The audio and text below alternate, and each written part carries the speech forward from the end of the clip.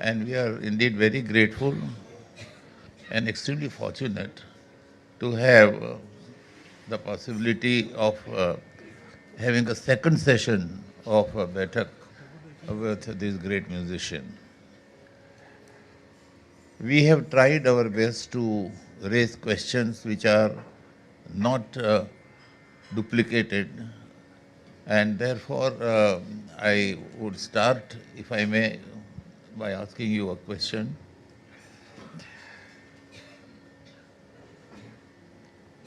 See, Ajay ji, आपने तो आपके फादर से तालीम लिया, उसके बाद बड़े बड़े लोगों को, बड़े बड़े उस्तादों से तालीम लिया, जैसे ज्ञान बाबू, मुनव्वर भाई, लताफत खान साहब, तिब्रू तिवा, हीरा भाई, etcetera etcetera.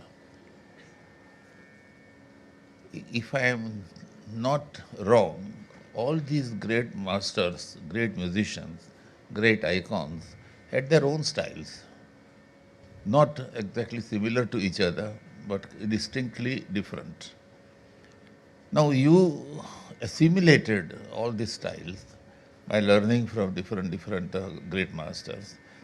And so how were you able to create your own individual style despite, as I said, influence from so many maestros? कुछ कहेंगे आप उसके बारे में प्लीज? सबको प्रणाम. परीख साहब को मेरा पहले प्रणाम. और ये जो गुफ्तगू है, बातचीत हो रही है, बाप के साथ बेटा का हो रहा है. मैं उनको अपने पिता के समान देखता हूँ और ऐसे प्यार करता हूँ. श्रद्धा तो करता ही हूँ, प्यार भी है उनके साथ, क्योंकि उन्होंने मुझे करीब 40 साल से ऊपर देख रहे हैं. और मैं जहाँ शुरू किया था वहाँ से आज तक उनके साथ कभी कांटेक्ट कम नहीं हुआ, चलता ही रहा. किसी ना किसी तरह सेमिनार हो, लेक्चर हो. To my good fortune. No no, not at all. थोड़ा सा और बेस देना, ठीक है.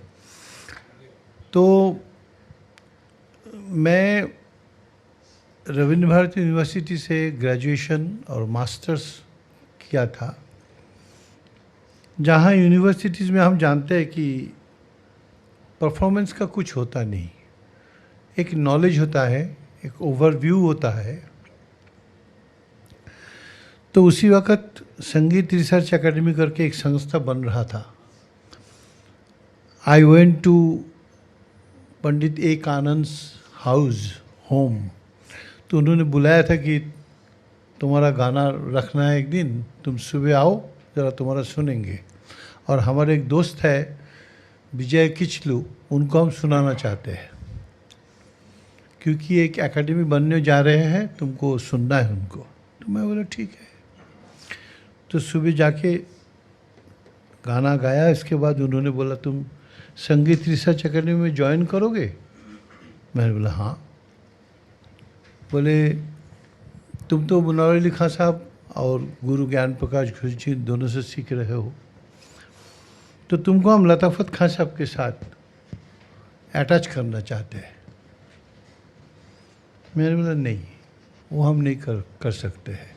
मैं लताफत खान साहब से एकदम पैर में सर रख के सीखूँगा, मगर अटैच करने से नहीं होगा, क्योंकि हम उस्ताद मुनव्वर अली खान साहब और ज्ञान प्रकाश घोष दोनों के पास ही सीखूँगा. मैं इस तरह में किसी के साथ अटैच नहीं होना चाहता हूँ. अगर आपका इजाज़त है तो मुझे इतना सा मेहरबानी कीजिए कि वहाँ मैं ज्वाइन करूँ और सबके पास सीखूँ. And I was the only example in ITC SRA जो किसी गुरु के साथ अटैच नहीं होकर भी स्कॉलर करके ज्वाइन करने का इजाज़त दिया किचलू साहब. This was the greatest contribution of Kitchlu साहब ऑन मी. ये बहुत ही अनयूजुअल बात है कि गुरु के साथ, क्योंकि वहाँ निसार हुसैन खान साहब सेसवान घराने की, लताफत खान साहब आगले घराने की, हीरा भाई बड़ोदेकर किराने घराने की, ये हमारा पुराना ट्रेडिशन है कि सब घराने का गाना सुनना, सीखना, देखना. मगर ज्ञान प्रकाश घोष जिनका नाम था, वो ऐसे गुरु थे कि वो बोले कि तुमको सबसे पहले एक स्वान बनना है, स्वान, राजहंस. तो मैंने बोला वो क्या? बोले वो तुम बन नहीं सकते हो तो फिर तुमको सरस्वती का पास रहने का कोई चांस नहीं होगा। वो कैसे? बोले दूध और पानी मिलाने से केवल दूध लेता है, पानी छोड़ देता है। तुमको सबसे सीखना पड़ेगा। तुम कुछ नहीं अभी तक सीखे हो, और ज़िंदगी में कभी उस्ताद और पंडित बनने का कोशिश मत करना, हमेशा शागिर्द रहने का कोशिश करना, तो केवल विद्या आ जाएगा तुम्हारे पास। नहीं, वो तो बात बराबर है, लेकिन मैं आपका जवाब दूंगा, मैं आपको बहुत क्लियरली जवाब दूंगा, क्योंकि मुझे मालूम है, क्योंकि ये बहुत जगह में लोग पूछते हैं। आप जैसे मैं बोल रहा हूँ कि एक एक घराने का थोड़ा थोड़ा, क्योंकि इसके बारे में तो 4-5 घंटा बात हो सकता है, अलग अलग बंदिश लेके घराने का जो खास खास बंदिश है, जो मुझे सीखने को मौका मिला लताफत खान साहब से, बुआ जी से, फिर निसार हुसैन खान साहब के साथ ऐसे सामने बैठने का मौका नहीं मिला। मैं बहुत डरता था, क्योंकि आप जानते हैं वो थोड़ा सा अलग टाइप का इंसान थे। It was very difficult for me to make him compromised. तो हमारा जो गाना बजाना है वो आज तक सुन के सीखने का ही रहा। सुना, सीखा, या इंस्ट्रूमेंट बजाते हुए देखा, सीखा। ये जो देखा है ये 2 आंखें का, और संगीत में मेरे ख्याल से लगता है कि ये 2 आंखें बंद होने के बाद संगीत शुरू होता है। इनसाइट या इंटरनल विजन को इस्तेमाल करने का शिक्षा अभी तक हमारे देश में कम हुआ है, उसको बहुत ज़रूरी है। तो आंखें खोल के भी आंखें बंद कर सकते हैं, और आंखें बंद करके भी बहुत बड़ा आंखें खोल सकते हैं। तो इन दोनों आंखें बहुत ऑर्डिनरी चीज़ देखता है, और अंदर का जो आंखें है वो बहुत बड़ी बड़ी चीज़ देख पाता है। तो इसको, ये कंट्रीब्यूशन मेरे गुरुजी का है, ज्ञान बाबू का। उन्होंने बोला कि इस तरह तुमको सीखना है। तो मैं उस्ताद जी के पास सीखता था, उस्ताद मुनावर अली खान साहब के पास। आप लोगों को जिनने सुना है, मैं 2-1 चीज़ आपको सुनाता हूँ। जैसे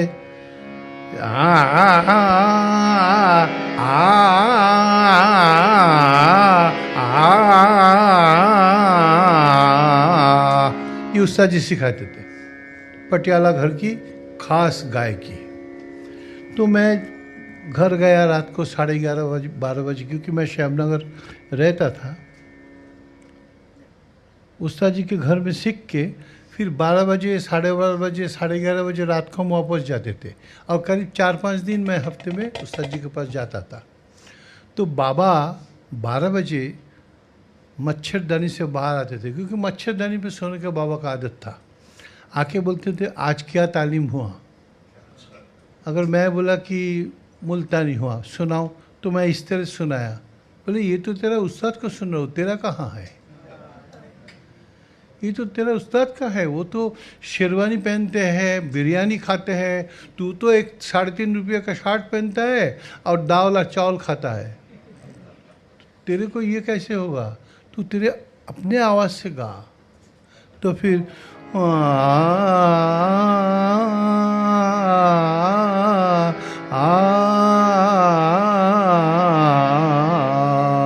तो मैं इसमें शुरू किया। देखिए क्या भीषण लोगों को रहता है। मेरे बाबा गाते थे, मगर कीर्तन और भक्ति की थी। राग संगीत का उन्होंने शुरू किया था सीखना शिव शबक मिश्र और पशुपति मिश्र जी से, मगर फिनेंशियल हालत ऐसा था कि बाबा कुड नॉट कंटिन्यू। तो इसीलिए उनकी इच्छा था मेरा बेटा अगर पैदा हो तो गवैया बनेगा, या तो मेरा बेटा नहीं है, वो मर जाए तो अच्छा है। ऐसा बोलते थे सब लोगों को, और ऐसा मारते थे, यू विल नॉट बिलीव। जब छोड़ दीजिए, मैं उस बात में नहीं आ रहा हूँ। तो ये जो आवाज़ के बारे में बाबा ने सिखाया, तब मुझे एक बहुत बड़ा नज़रिया खोल गया। लताफत खान साहब के पास सीखता था, जैसे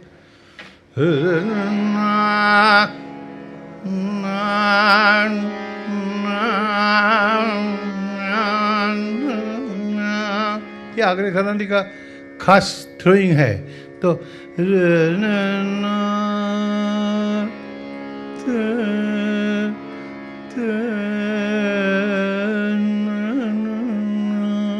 तो वही गायकी, उसी सेम चीज, मगर उसको मैं अपनी तरह सीखने का शिक्षा मुझे मिला है। आपके रंग में रंग दिया।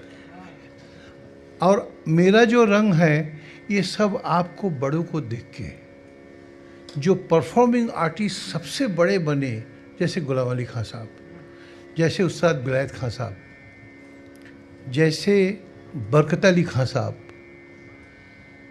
ये लोग जितने जिस किस्म से परफॉर्म किया ऐसे बहुत कम लोगों ने किया।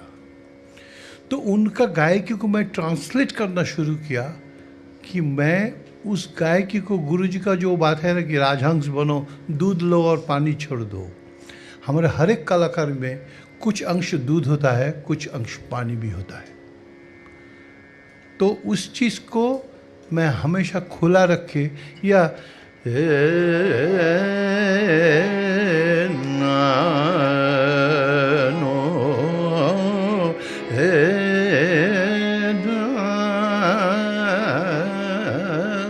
ये बुआ जी का जयपुर अंक का गायकी है। तो मैं बैठ के सीखा उनके पास, सारे मल्लार में उनसे सीखा,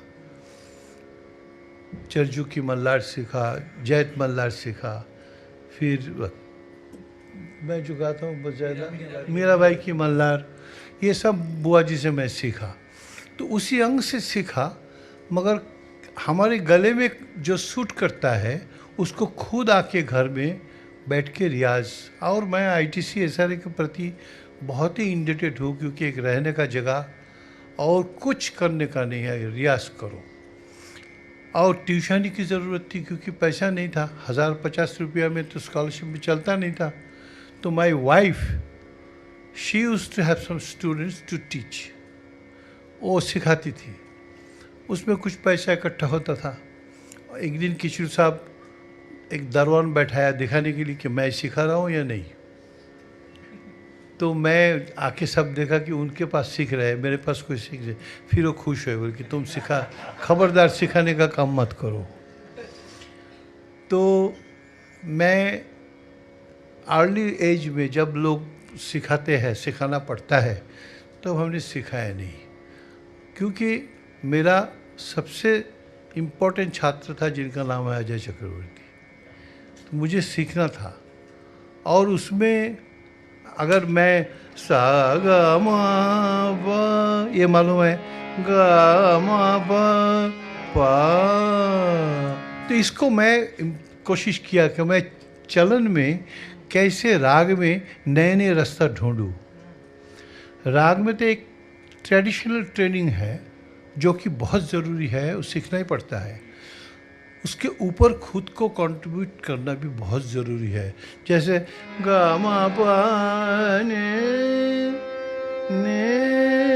ब ने, तो ये रास्ता जो है ये मुल्तानी में, ये यूट्यूब आप सुनने से आपको मिलेगा नहीं, क्योंकि हम सब यूट्यूब में जाते हैं ना।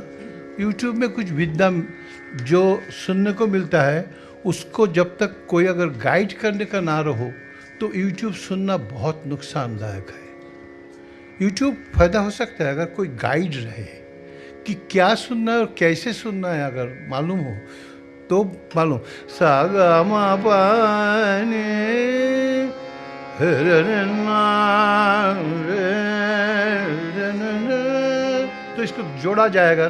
रे ना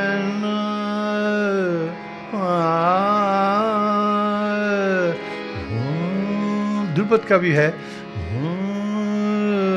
रे रे ना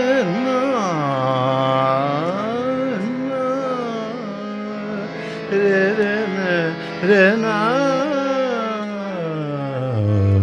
तो कैसे उसको हम जोड़े, इसको मैं हर गायकी से सीखने का कोशिश किया। अभी तक तो एक पैसे का भी नहीं हुआ, अभी सीख रहा हूँ, बस आशीर्वाद दीजिए। तो इसीलिए गुरु, मेरे ख्याल से गुरु सब कुछ है, गुरु ब्रह्मा गुरु विष्णु गुरुदेव महेश्वर, गुरु साक्षात परम ब्रह्म तस्मै श्री गुरवे नमः। मगर आज मैं इतना बच्चे को मैं सिखाने का मुझे मौका मिला all over the country and abroad. आज मैं बोल रहा हूँ कि गुरु सच्चा होने चाहिए और उनका कंट्रीब्यूशन केवल 5 है और 95% खुद का आँखें को बढ़ाना पड़ता है। नहीं तो एक बड़े गुलाम अली खां साहब, एक ब्लैद खां साहब नहीं बन सकते। अपने खुद को आँखें को अगर बहुत देखा जाए और पीछा जाए, उसको क्रिटिसाइज़ किया जाए, करते करते करते करते सब कुछ ऐसे, मैं तो अपनी ज़िंदगी को ऐसे ही देखा। जाकिर भाई से मैं कितना लय की अंदाज सीखा है। एक साथ हम रहते थे महीना भर। आज का जाकिर भाई की बात नहीं कर रहा हूँ मैं, आप तो यकीन नहीं करेंगे, एक बिस्तर पे मैं महीनों तक रहा उनके साथ। क्या कहाँ से किस लय को कैसे देखना है, कैसे जाना है, ये सब कितना चीज़ मैं उनसे सीखा, उनके पिताजी का तालीम के बारे में। तो हमें सबसे सीखने का शौक़ है, बहुत सीखने का। तो इसमें हमें हर गायकी से कुछ मिला। और डागर साहब से भी मैं, इसमें डागर साहब का नाम नहीं है क्योंकि उस्ताद लोग हमेशा जिनके पास सामने बैठ के 10-20 दिन ना सीखा तो उनका नाम लेना पसंद नहीं करते थे, मगर वो भी मुझे बहुत प्यार करते थे, उनसे भी मैं सीखा। Well, all are not Ajay Chakrabarty to be able to assimilate. अंदर की आंखों से देखना वो हर एक का वो नहीं है। अगर हमको, हम बच्चे को सहूलियत दे और विश्वास दे, अभी तक बहुत सारे स्टूडेंट्स हैं जो कमाल कर सकते हैं। हम पहले कहते करो, जैसे कि एक मालिक और नौकर के तरह रिलेशन होता है। अगर इसमें कुछ फ्रीडम मिले, मैं आईआईटी खड़गपुर और आईआईटी जोधपुर में मैं सिखाता हूँ। मैं उन लोगों को संगीत सिखाने नहीं जाता हूँ, मैं सिखाता हूँ कि how to develop science and technology through raga music. ये पहले इस चीज़ नहीं था। तो इनको मैं 3 राग एक साथ, जैसे बिम्पलासी, बागेश्वरी और काफ़ी, तीनों राग एक साथ रिकॉर्ड करके दिया। आप सोचो, जो आर्टिफिशियल इंटेलिजेंस एआई जो है अभी, उसके ज़रिए देखो कि कहाँ से कैसे लेने से क्या राग बन रहा है। They are doing unique research. उन लोगों को संगीत इतना मालूम नहीं है, मगर अभी उनको इतना प्यार हुआ, आपको मैं बताया नहीं। आईआईटी खड़गपुर में एक एकेडमी बनी है, academy of classical and folk arts. In the history of IIT ये पहला एकेडमी बनी है जिसमें मेरा 2 शागिर्द सिखा रहे हैं। अच्छा, वेरी गुड। वहाँ सिखा रहे हैं और मैं कभी कभी जाता हूँ, इसीलिए मुझे उन्होंने क्या पद दिया, डिस्टिंग्विश प्रोफेसर करके रखा है। अजय जी, आपने बताया बहुत गौर से मैंने सुना, लेकिन एक डाउट है मेरे दिमाग में। हम लोग जो सीखते थे और अभी भी सीख रहे हैं, वो उस्ताद गाना या बजाना जैसा भी है। अब जैसे विलायत खां साहब मेरे को सिखाते थे, तो वो बजाते थे, मैं फॉलो करता था, वो बजाते थे, मैं फॉलो करता था। आज उन्होंने मान लो कि मुल्तानी सिखाया, एक हफ्ते के बाद फिर से बैठे तो मुल्तानी कुछ अलग रंग से ही बजाते हो। तो अभी मेरे हिसाब से टुडे थियरी के ऊपर there is hardly any attention given. गाना yes, just to follow guru. अभी आपने थोड़ी देर वो पहले बोला कि गुरु कंप्लीटली फॉलो करना वो ठीक नहीं, अपना खुद का रंग आना चाहिए उसके अंदर। तो अभी सिखाने की जो तरीका टेक्निक है आजकल, do you think it is correct? सबसे बड़ी बात है कि एक हद तक तो मास्टरमोशी के पास, गुरु के पास बैठ के ही सीखना है और हूबहू उसको करने का कोशिश करना है, वो तो करना ही है। मगर आफ्टर 15 years प्रैक्टिस, आजकल तो आते हैं तो कब टीवी में प्रोग्राम मिलेगा वो देखते हैं, या सारेगामापा के में दाखिल हो गए, वो बात अलग है। जिनको सीखना है और जिनको सीख के उसमें से मज़ा लेना है, आनंद लेना है, वो तो सीखना है 15 साल के बाद। मगर जब एक बन जाता है, गायकी बनती है, तब असल में सीखने का शुरुआत होना चाहिए। हमारे देश में कोई system of education of music बनी नहीं। बड़े बड़े उस्ताद, ऐसे ऐसे उस्ताद हैं, बिस्मिल्लाह खां साहब हुए, सितार में बिलायत खां साहब हुए, रविशंकर जी हुए, गाने में गुलाम अली खां साहब हुए, फैयाज़ खां साहब हुए, आमिर खां साहब हुए, सब लोग। मगर वो क्या गा रहे हैं उसका एनालिसिस करके उसको समझा के सिखाने का रीत नहीं था। क्योंकि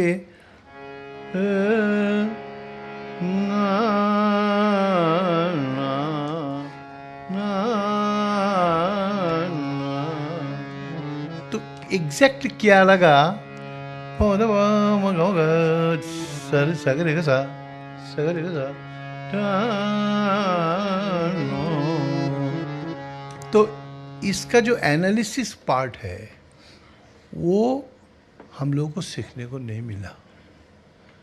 और अगर पूछते थे तो करीब जूता मारने का करीब था। हाँ, मैं जो बोल रहा हूँ करो। मैं उस्ताद जी से यही सीखा कि मैं जैसा गा रहा हूँ ऐसा सीखो।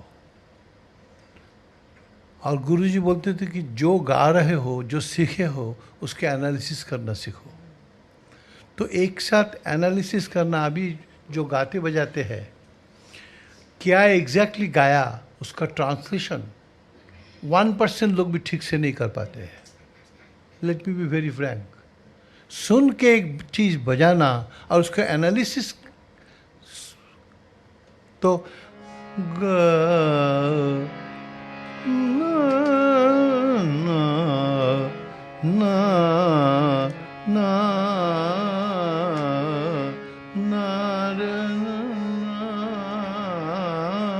अब ये टाइम है इसीलिए मैं मुल्तानी ले रहा हूँ, माफ़ करना कि ऐसे कुछ दूसरा कुछ इंटेंशन नहीं है। तो मुल्तानी में ऋषभ कितना प्रकार का है, ये जिन्होंने सिखाया इन्होंने सिखाया। मगर ग सा, ये भी मुल्तानी का होता है, ग सा होता है, ग सा ये भी होता है, ग सा ये भी होता है, ग सा ये भी होता है। ये 5 प्रकार के सिवाय कुछ भी कमल ऋषभ मुल्तानी में नहीं आ सकता है। इसको मैं करके देखा, हर राग में अगर करके देखा जाए कि मैक्सिमम क्या हम राग को रखते हुए क्या कर सकते हैं, तो इंटेलिजेंट और एजुकेटेड आदमी, थोड़ा सा एक बेसिक एजुकेशन की बहुत ज़रूरत है कि to understand the difference between good and bad and to learn how to analyse, ये उसमें फ़ायदा होता है। तो आपने जो बताया कि प्रोसेस में क्या है, मेरे ख्याल से बच्चों को ये विजन डेवलप कराने का बहुत ज़रूरत है। मेरे ख्याल से ये विजन डेवलप्ड हमारे देश में बहुत कम होता है। इसको अगर मिले तो काफ़ी लोगों को फ़ायदा मिलेगा। क्योंकि आपके साथ ये मैं जो दूसरी दफ़े बैठा हूँ, ये पहली दफ़े जो हुआ था, शिवजी हर जी भी इसको सुने थे। एक दिन शिवजी मुझे स्टेज के कोने में ले गए। शिवजी भी हमारे गुरु जैसे थे। तो मैं बोला, अजय तुम अरविंद भाई के साथ एक ऐसा इंटरव्यू किए, तो आधा तो मुझे ही नहीं आता है। तो मैं बोला, क्या बोल रहे हैं? बोले, स्वर को इस तरह तुम कैसे कर रहे थे? मैंने बोला, कुछ आपका पैर के धूल है। तो मा गा मा बा नि सा नि द प मा ब द ग सा ध मा ब मा सा गा नि सा प मा गा पा नि सा मा गा पा मा नि मा द प मा गा पा मा द प। तो मतलब उसको रीत की तरह सा गा मा बा गा मा बा नि सा नि मा बा नि सा गा नि सा नि द प मा गा नि सा, ये हम करते हैं। तो अगर शुद्ध स्वर से अगर हम इसको रियाज करें, वो हमको रियाज नहीं हुआ है अभी तक, हमारे देश में नहीं हुआ। I am so very clear in my vision.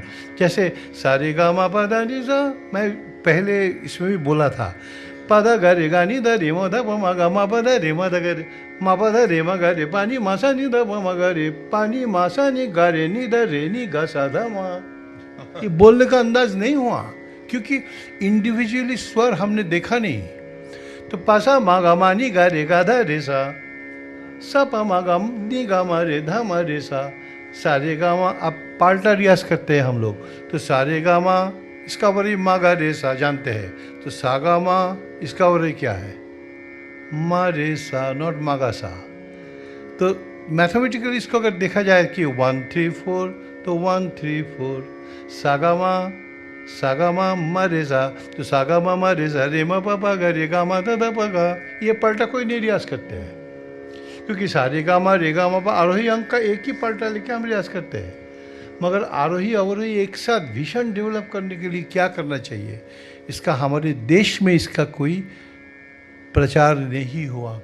इसमें इसको साइंटिफिकली हमने देखा नहीं। ये किसी का गलती नहीं है, एक समय आता है, एक काम होता है, एक समय के लिए इंतज़ार करना है। तो और फिर जो टच होता है, जो टच हमारे राग में होता है, वो टच नोट एक राग बनाता है।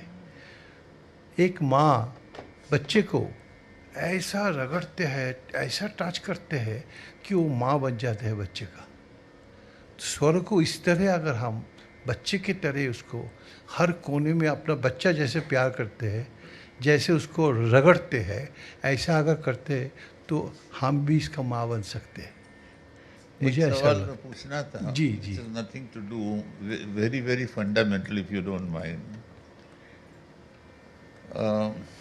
वादी संवादी लोगों ने बनाया है, भाटखंडे जी ने बनाया है, जी और कहा है कि जो नई स्वर है वो विवादी है, हाँ और बाकी का सब अनुवादी है। अब जब गाना गाते हैं तब वादी स्वर को ज़्यादा इम्पोर्टेंस देते हैं हम लोग क्या? राग को बढ़ाने के लिए दो स्टॉपेज तो चाहिए। जैसे हम घर में रहते हैं, एक ऑफिस में काम करते हैं, तो घर और वो ऑफिस ये दोनों तो सबसे इम्पोर्टेंट जगह बनना ही पड़ता है, नहीं तो लाइफ नहीं चलेगा। तो इसीलिए दो स्टॉपेज, अगर फिफ्थ नोट रिलेशनशिप हो, मैं देखा कि उसमें शांति आता है। नहीं, कहने का मतलब ये है कि जब गाना गाते हैं, अब जैसे कि उस्ताद को पूछे कि वादी संवादी, बोले हम वादी संवादी हम तो ठहरने की जगह समझते हैं। ठहरने की जगह क्या है राग में हो वो हम समझते हैं, मैं उसको मेलोडिक सेंटर बोलता हूँ। तो मेरा कहने का मतलब है कि वादी संवादी का जो प्रिंसिपल है कि वादी स्वर राजा है और समाधि स्वर वजीर है, या जैसा भी हम लोग गाना गाते हैं, जब दोनों एक सरीखा ही होता है, इम्पोर्टेंस वादी को ज़्यादा होती है, ऐसा मेरे को तो नहीं लगता। नहीं, इसको मैं 2-4 जन से मैं बात किया था और मैं भी सोचा, वो है कि देखिए सारेगामा पाधानिसा ये जो 8 स्वर है, इसमें मेन स्वर 4 है सारेगामा, और पाधानिसा उसका कॉम्प्लीमेंट है, वो भी सारेगामा। तो सारेगामा मगरे सा, और जॉइंट जगह जो है वो बेंटिंग पोजीशन है, नहीं तो साइकिल नहीं बनेगा।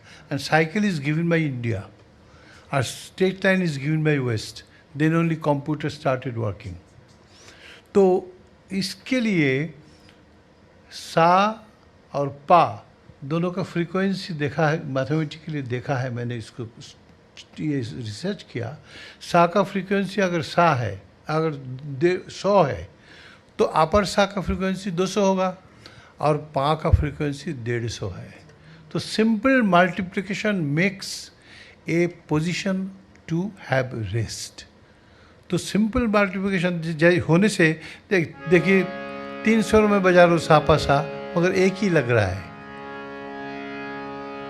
एक ही लग रहा है। इसीलिए तंबूरे पे केवल 5th नोट रिलेशनशिप ही हमेशा देखा है। अगर मध्यम है तो मा सा, वो भी 5th नोट है, मा बिकम सा। तो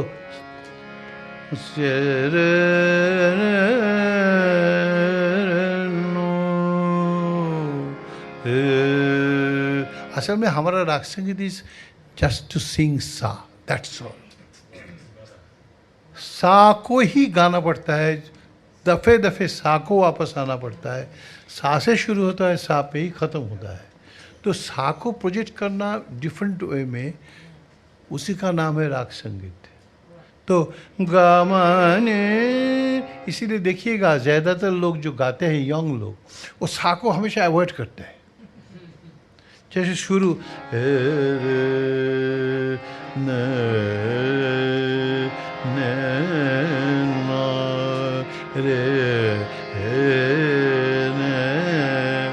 अरे सा को लगाओ, तब तो राग शुरू होगा। इसीलिए गुलाम अली खान साहब शुरू करते थे इसी से, जो कि सबसे मुश्किल है कलाकार के लिए। जो गाते हैं उनको मालूम है कि खोल के सा लगाने का क्या होता है, एकदम दम बंद हो जाता है, लगता है कि अरे बाप रे बाप कैसे लगा रहे। तो इसीलिए सा को अगर इम्पोर्टेंट दे तभी राग बन सकता है। मगर हमारे देश में प्रॉब्लम देखिए और क्या है, ये डी शार्प का सा, ये एफ शार्प का सा, ये जी शार्प का, ये बी फ्लैट का, सी शार्प का, ये भी हम लोगों ने सीखा नहीं। हम जो गाते हैं उनको हमारा अपना पिच हम जानते ही नहीं है। तो सा, ये सी है, बजाइए सी, सा पा, ये एफ, जी पा, तो सा C, B flat, A G sharp, F, E, D sharp, D, C sharp, C. तो ये जो पिच को हमें देखना है, जो देखने का बात मैं बोल रहा था। सॉरी, आप माइक्रोफोन हाथ में ले रहे हैं, आपको तकलीफ होगा, दर्द होगा। नहीं, कोई बात नहीं है। मैं आपको देख के वही लग रहा है ज़्यादा कि आपको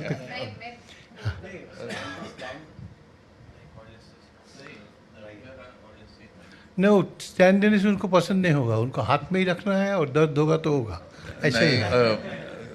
अजय बाबू, आपने बहुत इम्पोर्टेंट बातें सब कही है।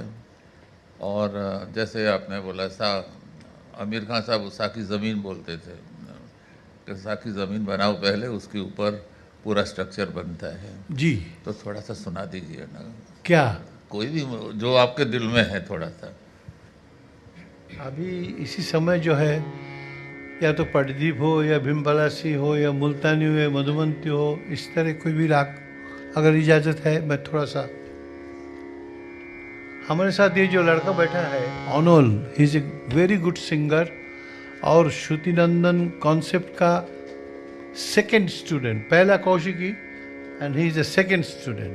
वो मेरा बड़ा बेटा है और मेरा बेटा is a sound engineer. He is a very competent music composer, music arranger and sound engineer. मगर उसका भी म्यूज़िक का शौक उसके सब्जेक्ट में कौशिकी से कंपेरेबल है, कौशिकी जैसा ही है उसका, इतना इम्पोर्टेंट है। मगर गाने में कौशिकी के बाद मेरे दो शागिर्द हैं, वो बड़े और इसके छोटे ब्रजेश्वर, ये लोग सब जगह गाने लगे। आप आशीर्वाद दीजिएगा, थोड़ा सा अगर आवाज़ लगाएगा तो क्या राग हो अजय, बोलो।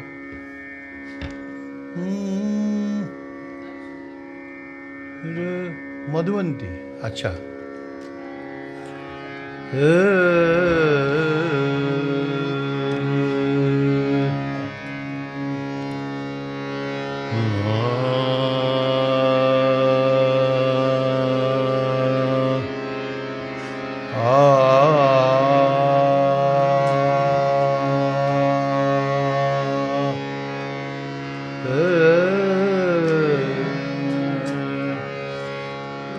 ये बहुत लंबा ऋषभ लगाना मुझे पसंद नहीं है, क्योंकि मुल्तानी में जैसा ऋषभ लगता है उससे थोड़ा ज़्यादा ऋषभ मधुबंती में लगता है, मगर उससे ज़्यादा नहीं अच्छा लगता है। गा मा मा सा मा पा पा पा गा मा गा रे दा बा गा मा बा गा रे सा। चक्कर बजाओ, धन ना तित दिन तातक दिन ना धग न धग दिन न दिन ना पा ततक दिन धा धग न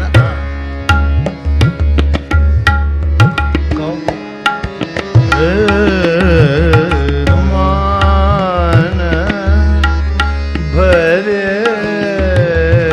प्यारे मान भरे प्यारे नैनन सलोने ये बोल है मान भरे प्यारे मान भरे प्यारे मान भरे प्यारे मान भरे प्यारे मान सलोने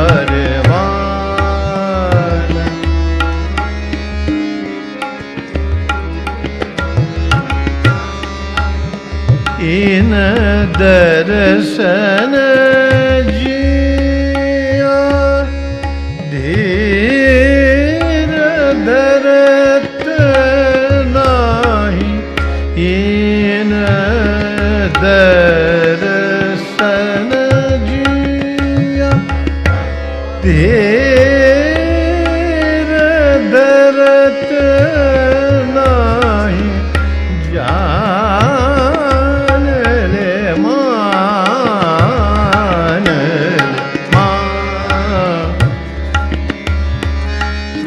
गुरुजी बोलते थे कि तबले के साथ ये सुर को पकाओ, कुक करो।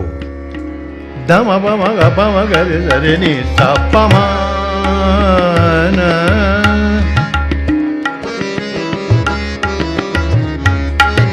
क्या बात? सा ग म ब ग म ब नि ज नि म ब नि म ध प म ग रे ज प प प म न। भरे प्यारे म ग ब म ध ब ध म ब ग म ब नि ग म ब ध ब म ग रे ध म ध ब म ग म ग रे ध रे नि ध प म रे नि ध प म रे नि ध प म न। भरे प्यारे न न न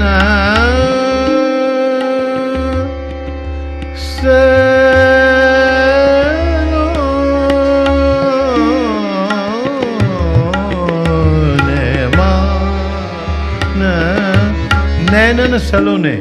तो नैनन को कैसे? सलोने में सुंदर।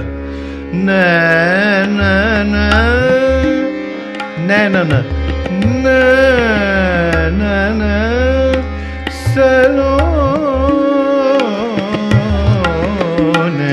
मान।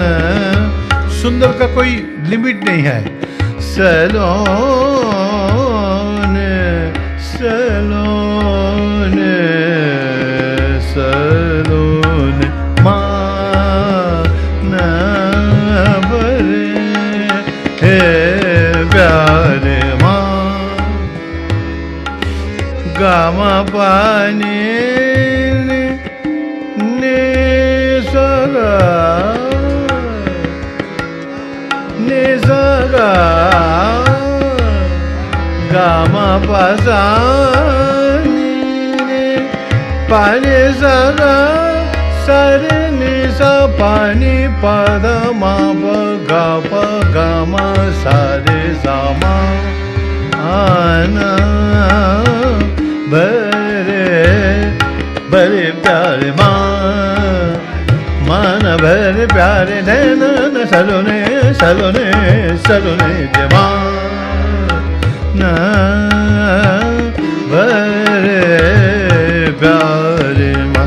बहुत शर्म आता है आपके सामने, ऑनेस्टली कह रहा हूँ कि आपने ऐसा ऐसा गाना सुना, सभी लोगों ने सुना, जो उम्रदार यहाँ बैठे हैं उनके सामने मैं क्या गाऊँ, मुझे तो कुछ भी नहीं आता है, मगर मैं आनंद बहुत लेता हूँ। मुझे बहुत अच्छा लगता है कि अजय जी, आपका गाने में कितना भाव है, वो भाव कैसे लाएगा? भाव का main source respect and love. आपको जो मैं प्यार करता हूँ वो भाव है, और श्रद्धा जो है वो फॉर्मेलिटी है, मगर श्रद्धा भी प्यार से हो सकता है, तो दैट इज द आइडियल। तो राग को जो डरते हैं, डरना, सॉरी मैं आपको इंटरप्ट किया, नहीं।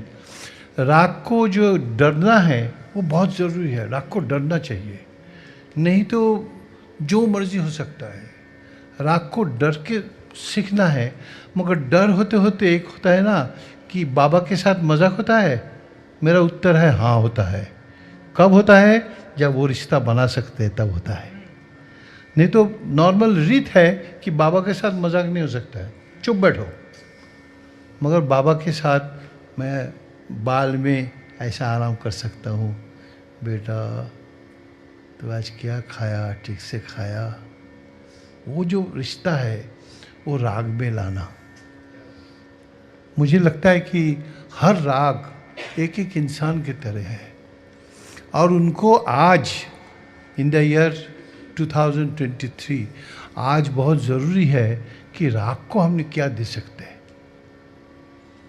राग से हम केवल लेते हैं, बड़े बड़े कलाकार राग को माना और राग से लिया, और ज़िंदगी में राग का सहारा लेके बड़े बड़े उस्ताद पंडित बने हैं, मगर राग को क्या क्या कंट्रीब्यूट कर सकते हैं हम।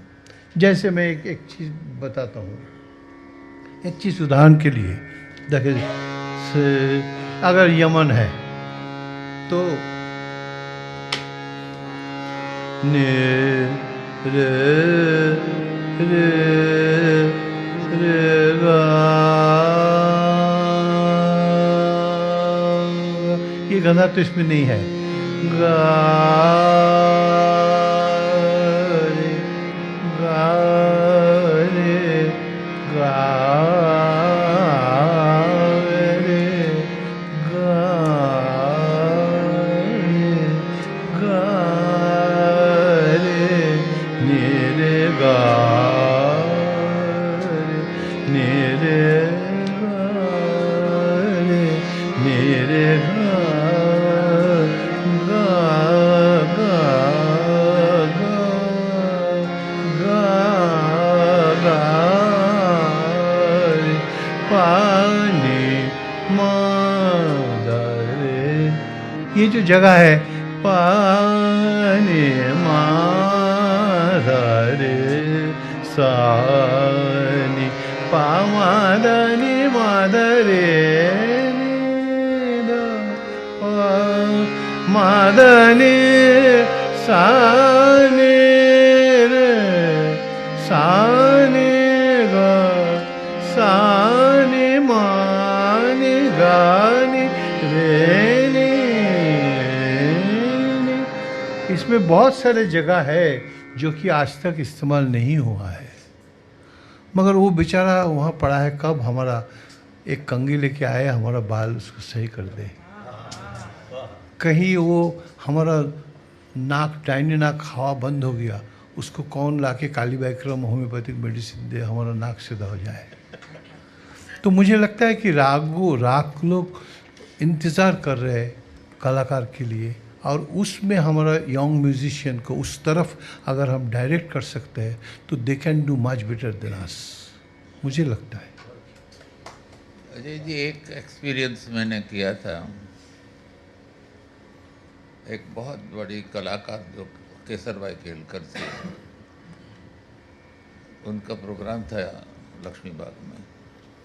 Now this is something which I have experience only once in my life. There was the gentleman who was very well verse in raga. अरे कोई भी राग है तो लोग पूछते थे कौन सा राग गाते हैं। ना I was sitting next to this gentleman, and Kesar Bhai ने खाली सा लगाया और वो कहने लगी ये मालकोस गाने वाली है। आहा, बिल्कुल नाउ बिल्कुल। What is this phenomenon? खाली सा हर एक लगा है। हर एक राग का सा अलग है। अगर आप नाम लेने का ज़रूरत नहीं, अगर मैं एक जगह बोल रहा हूँ आप सबको समझ में आएगा कि ये राग है। जैसे सा है ना,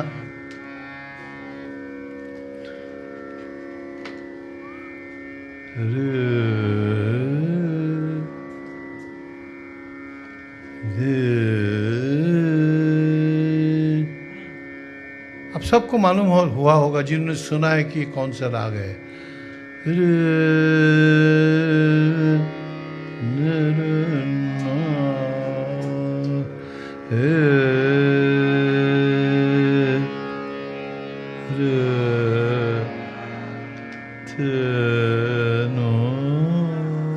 तो रे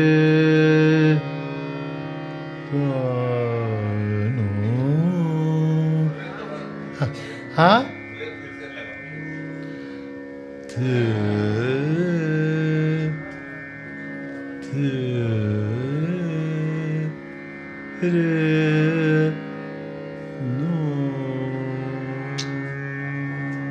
इसीलिए राग बोलता है मेरे को क्यों बुलाते हो? आप केवल चरण की धूल दीजिए। मैं आपको सच बोल रहा हूँ कि बड़ों को एक सांस जो है ना वो आशीर्वाद के तरह काम करता है। और मुझे लगता है कि मैं बहुत लकी हूँ। मुझे रविशंकर जी का, बिलायत खान साहब का, सबका सांस आशीर्वाद की तरह मुझे मिला है। एक दिन बिलायत खान साहब, मैं न्यू जर्सी में बैठा हूँ और मैं तो इन लोगों को सपने की तरह सोचता था। तो एक दिन फ़ोन आया बिलायत खान साहब का, न्यू जर्सी का अपना उनका घर थे। तो घर आया, फ़ोन आया तो मैं बिलायत खान साहब सुन के मेरा हाथ ज़रा कांपने लगा। बिलायत खान साहब खुद फ़ोन किया, ऐसा तो नहीं होता है। तो मैं बोला हाँ खान साहब मेरा कोटि कोटि प्रणाम लीजिए, आप कैसे हैं? बोले नहीं, मुझे कौशिकी को ज़रा सुनना है। तो मैं बोला कौशिकी को सुनना है, कब मैं ले आऊँ? बोले नहीं, मैं आऊँगा। ये 10 बजे बात हो रहा है, 3 बजे आएंगे। तो 3 बजे आएंगे। कौशिकी को मुल्तानी मालूम नहीं है, भिम्पलासी तब तक नहीं सीखा है, मधुवंती थोड़ा सीखा है। मधुवंती पे I don't have that much respect, क्योंकि एक होता है ना, एक रागों का एक पर्सनैलिटी होता है जो उसके साथ होता है। तो जैसे कि हाँ मुल्तानी हो, भिम्पलासी हो, ये सब एक ट्रेडिशनल राग है, उसका चलन कुछ और है। तो मैं कौशिकी को लेके मैं बोला तेरे को मुल्तानी मालूम है? बोले ना बाबा हमें तो, मैं मुल्तानी सीखा नहीं, बैठ। तो 10:30 बजे उसको लेके बैठा, 12 बजे तक मैं मुल्तानी सिखाया, 3 बजे मुल्तानी गाई। I am also very lucky to have a daughter like her, क्योंकि 10:30 बजे बैठ के बिलम्बित द्रुत दोनों सीख के बंदिश के साथ पूरा एक राग उस्ताद बिलायत खान साहब को सुनाना, और जिन्होंने संगीत के बारे में कुछ आइडिया है उनको मालूम है कि मैं क्या बात कर रहा हूँ। तो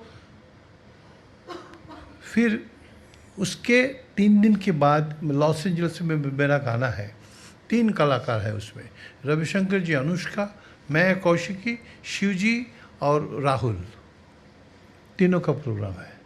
शिव जी के साथ राहुल का प्रोग्राम शायद वो पहला ही हुआ था अमेरिका में, और रविशंकर जी, अनुष्का, और बीच में मैं सैंडविच के तरह दोनों इंस्ट्रूमेंट्स के बीच में मैं और कौशिकी। तो कौशिकी का गाना ऐसा लोगों ने एक्सेप्ट किया, तो उसका गाने का टाइम था 45 मिनट्स, उसने 1.25 घंटा उसको गाना पड़ा, 1.25 घंटा गाना पड़ा। उसके बाद मुझे 40 मिनट मिला, मैं 35 मिनट ही गाया था, वो अभी तक याद है। तो उसके बाद ही मैं बोला कि इसमें भी तुमको मुल्तानी गाना है, मैं देखूंगा इस 4 दिन में तुम कितना इम्प्रूवमेंट कर सके इसको सोच में। तो ये मेरे बेटी के लिए नहीं, किसी किसी को ऐसा होता है। जैसे अरशद करके एक लड़का है, आप शायद जानते होंगे, उसमें भी ये चीज़ इतना अच्छा था। मुझे तो कौशिक को यहाँ, अरशद को मैं यहाँ देखता था जब शुरू शुरू में अरशद गाने लगे, फिर बाद में वो भी अच्छा ही गाता है, मगर इम्प्रेशन जो है उसके लिए कांस्टेंट तालीम और बेसिक एजुकेशन की बहुत ज़रूरत है, नहीं तो नहीं, उस चीज़ को मेंटेन करना मुश्किल है। वो भी हमारा बेटा जैसे अभी अरशद मेरे पास आता है सीखने के लिए, अरशद आता है, फिर वो हमारे वासिम जो आगरे घराने का है वो रेगुलर अब मेरे पास सीखने लगे, सरवार जो सारंगी बजाते हैं वो भी आते हैं। तो आते हैं मतलब मैं उनको बोलता हूँ तुम्हारा यूनिकनेस को तुम बाहर लाओ, तुम्हारा यूनिकनेस को तुम बाहर लाओ। तुम हमसे सीखोगे मतलब हम तुमको बताएंगे एक फ्रेज वो तुम गाओगे, नहीं, तुम्हारा यूनिकनेस को तुम सोचो, तुम देखो। तो अगर इसी चीज़ को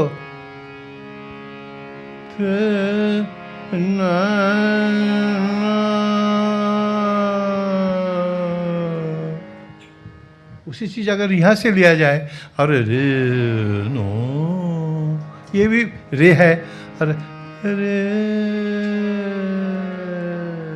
तो इसका रे क्या है, उसका रे क्या है, और no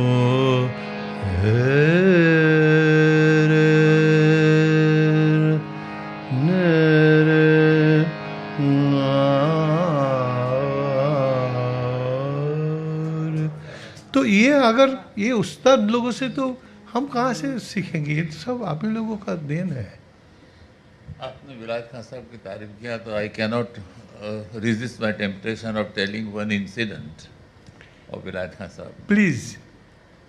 He was staying with us और सुबह सुबह रूम में सितार बजा रहे थे वो।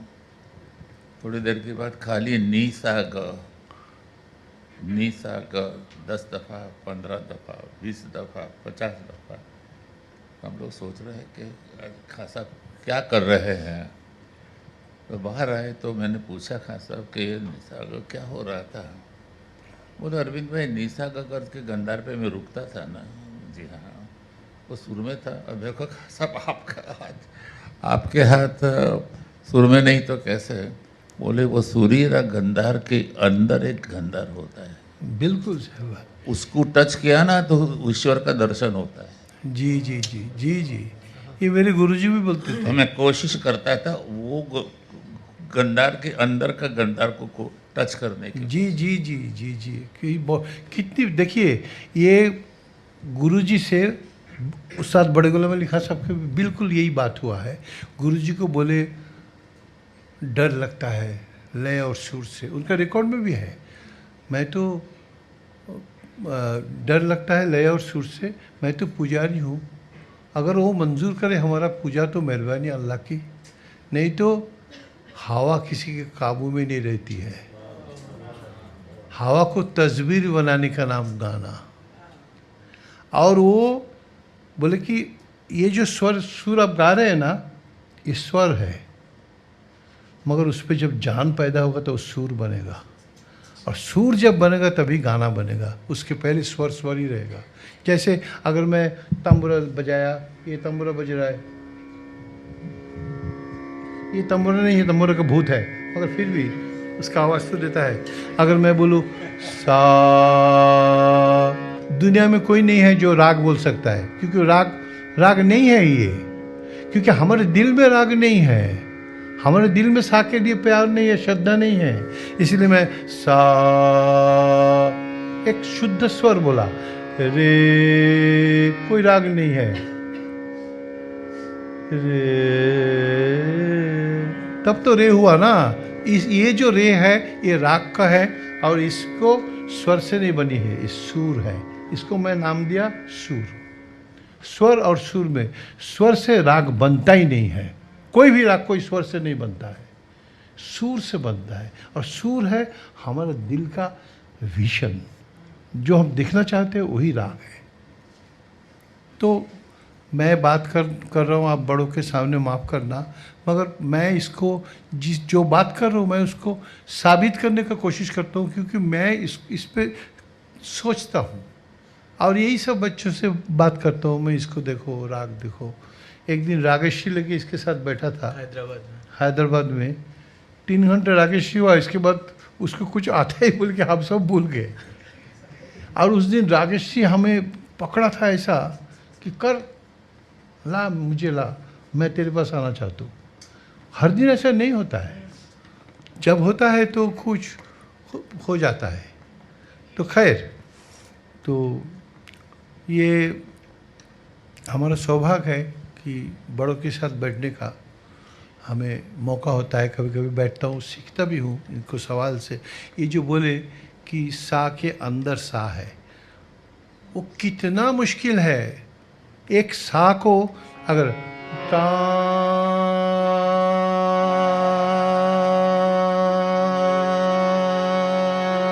एक सुर को 20 सेकंड लगाना सबसे मुश्किल चीज़ है गाने में, सबसे मुश्किल चीज़ है।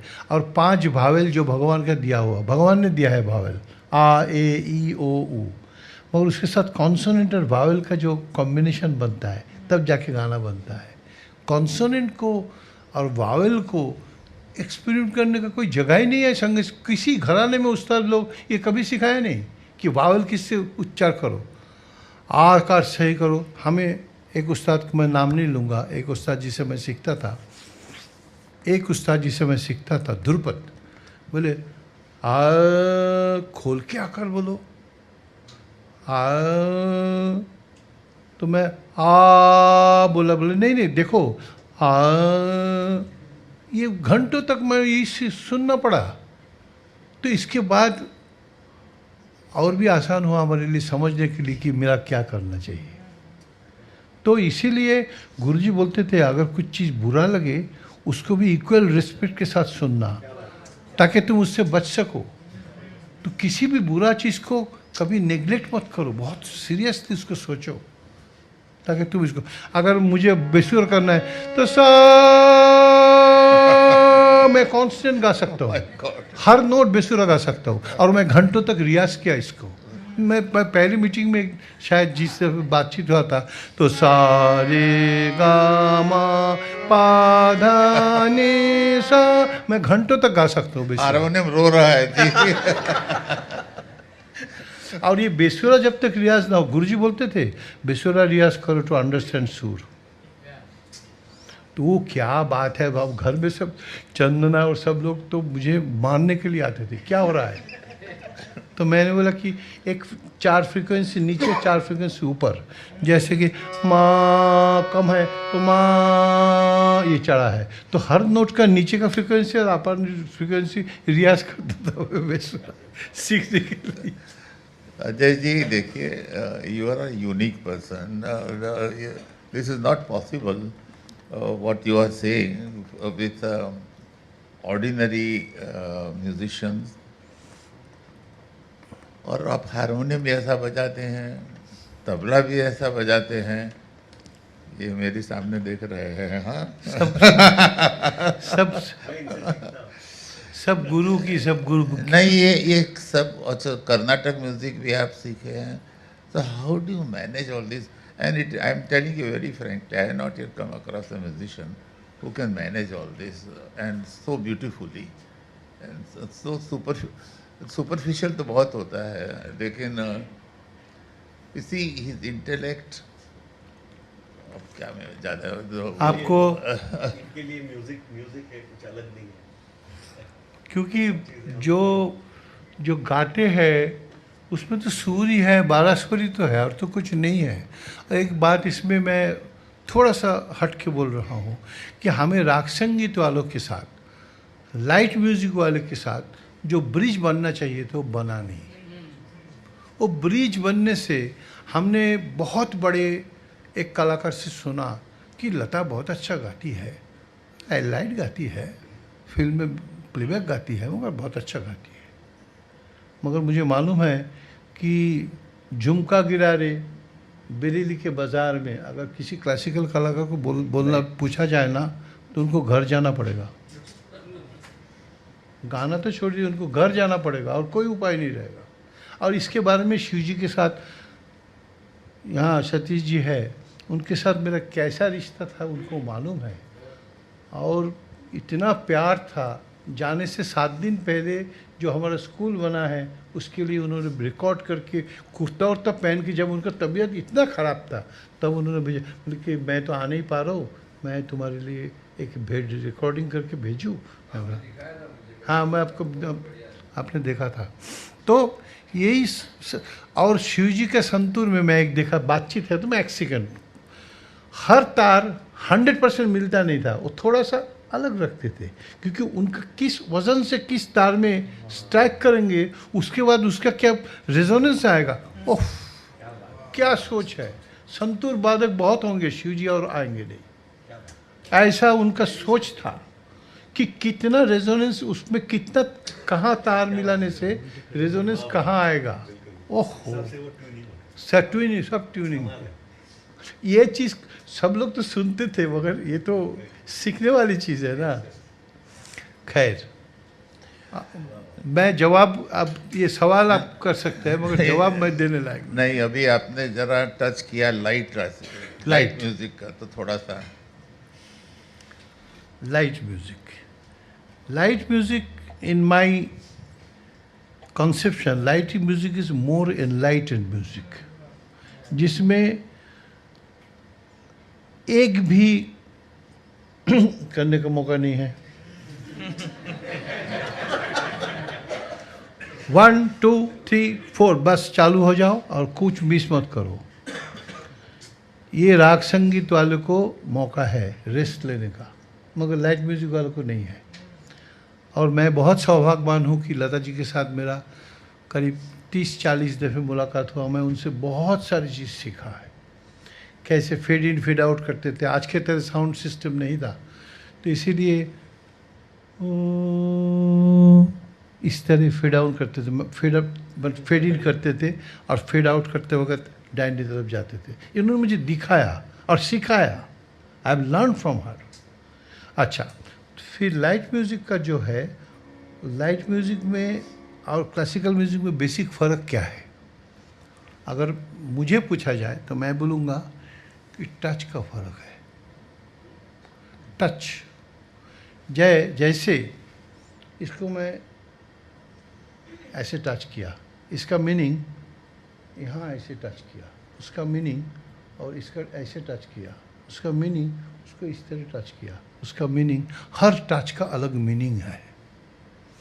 ये स्वर के साथ स्वर का कैसे कैसे टच होता है उस पर डिपेंड करता है कि रिलेशनशिप कैसा है। तो मेरी बीवी के साथ मैं जब पहली दफ़े पहचान हुआ था तो थोड़ा सा बाएं हाथ उनका दाहिने हाथ के साथ टच हुआ था। ये सबका होता है, सबका होता है। और एक वक्त आता है, कौशिकी का पैदाइश होता है, तो टच फर्क हो जाता है। और हमारा बाप दादाओं का सबका हुआ, हमारा हुआ, आप सबको हुआ है, मगर उस टच को ट्रांसफ़र करना है म्यूज़िक में, तो क्या होगा? उस टच को हमें ट्रांसफ़र करना है to make relationship up to that extent that all the notes becomes most close to me. जैसे मैं इसको मैं देखते टच के लिए करता हूँ। अब तो मेरा आवाज़ इतना चलता नहीं है कौशिकी को जैसे चलता है हमारा आवाज़। बहुत अच्छा चलता है। नहीं, उसकी बात नहीं। जैसे गुलाम अली भाई गज़ल गाते हैं,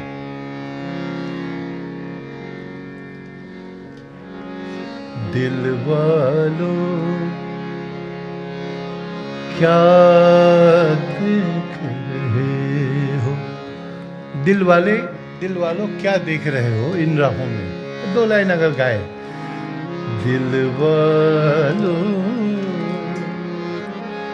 दिल वालों ये आज की बात नहीं कर रहा हूँ मैं, आज से 30 साल पहले के गुलाम अली भाई का बात कर रहा हूँ। उसके बाद उनका बहुत सारे फर्क हो गया। दिल वालों क्या क्या देख रहे हो, तो उसको मैं उनका 1-2 कॉम्पोजिशन मैं खुद भी ट्यून करके उनको दिया था। वो गाते थे वो बंदिश, क्योंकि उन्हें बोलते थे कि तुमने गाया, तुमने गज़ल नहीं गाया, इसीलिए तुम संगीत संसार को बहुत बड़ा नुकसान किया।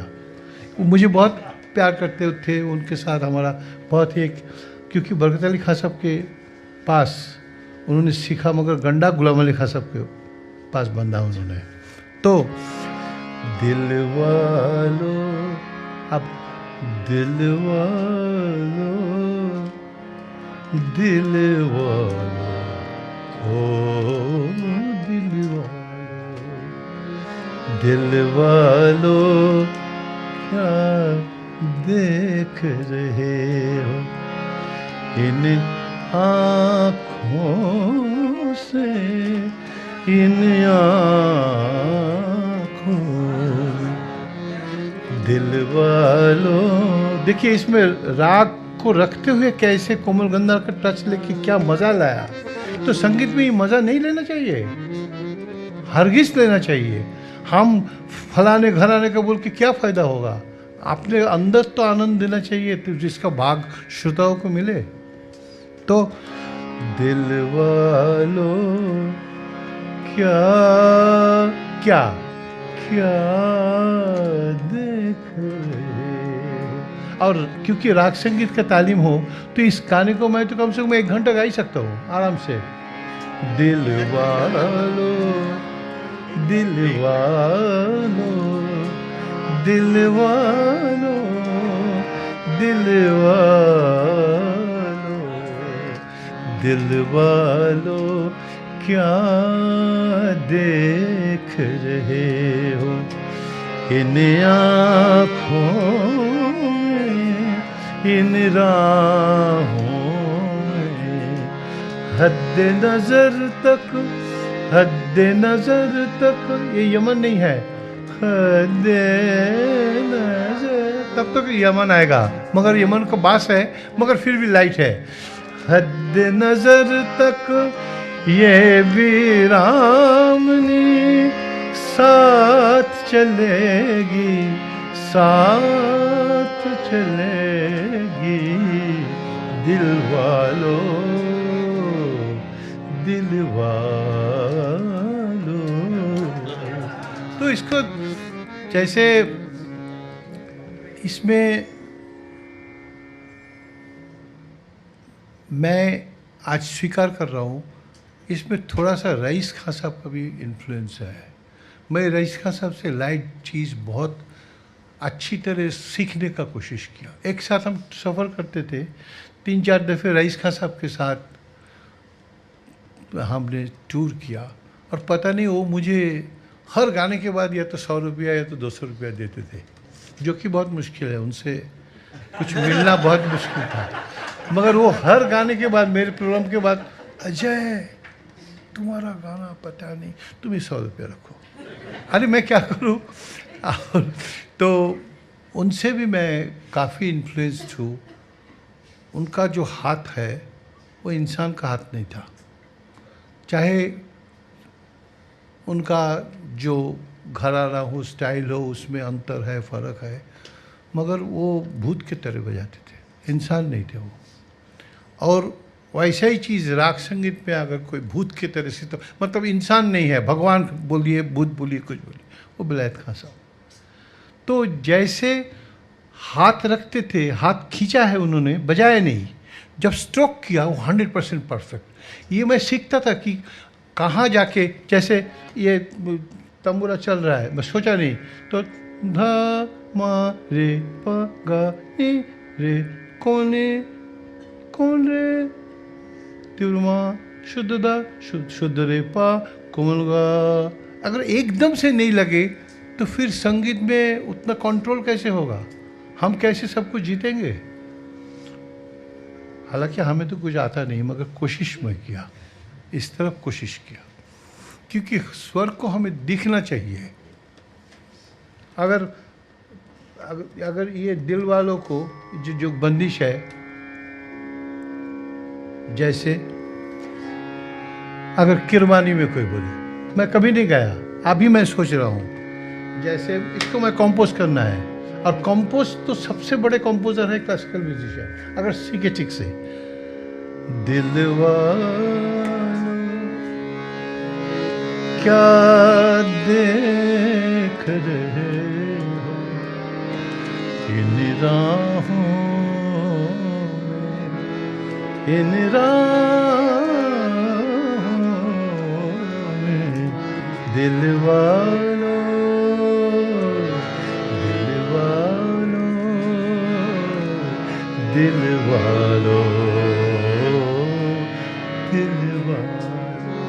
तो ये अभी कंपोज किया जा सकता है और ऐसे कम से कम 40-50 राग में अभी बैठ के कंपोज करना चाहिए और सीखना चाहिए, देखना चाहिए कि कैसे मैं इसमें कितना रूह ला सकता हूँ। जैसे मैं हरि जी का बांसुरी सुना, ऐसा बहुत कम दिन हुआ कि उनका सुर लगाना सुन के मेरे आंखों में आंसू नहीं आया। आ ही जाता था, आ ही जाता था। तो कैसे, क्या उपाय है ना सीखने का? सीखना ही पड़ेगा, क्योंकि मैं संगीत के नौकर हूँ तो मुझे हर चीज़ सीखना पड़ेगा और उसी का पार्ट बांटना भी पड़ेगा। अकेले केवल भोग करने से वो आदमी को बड़ा नहीं माना जाता है। जिसका संपत्ति है, जिसका संपद है, वो बांटना चाहिए। ये मेरे गुरुजी बोलते थे कि मेरा जैसा, मैं जैसा काम किया उसमें बहुत सारी चीज़ हमसे नहीं हुआ, वो तुमको करना है। तो मैं समझता नहीं था कि ज्ञान प्रकाश घोष वो भी कह रहे कि मुझे उनका ना हुआ काम करने का। तो अभी धीरे धीरे पता चल रहा है कि मैं, कौशिक की उसने मेरा एक इंटरव्यू में पूछा कौन सबसे बड़े गुरु है, बोलो। हमें पूछा है टीवी इंटरव्यू में, एकदम से पूछ लिया सबसे बड़े गुरु कौन है।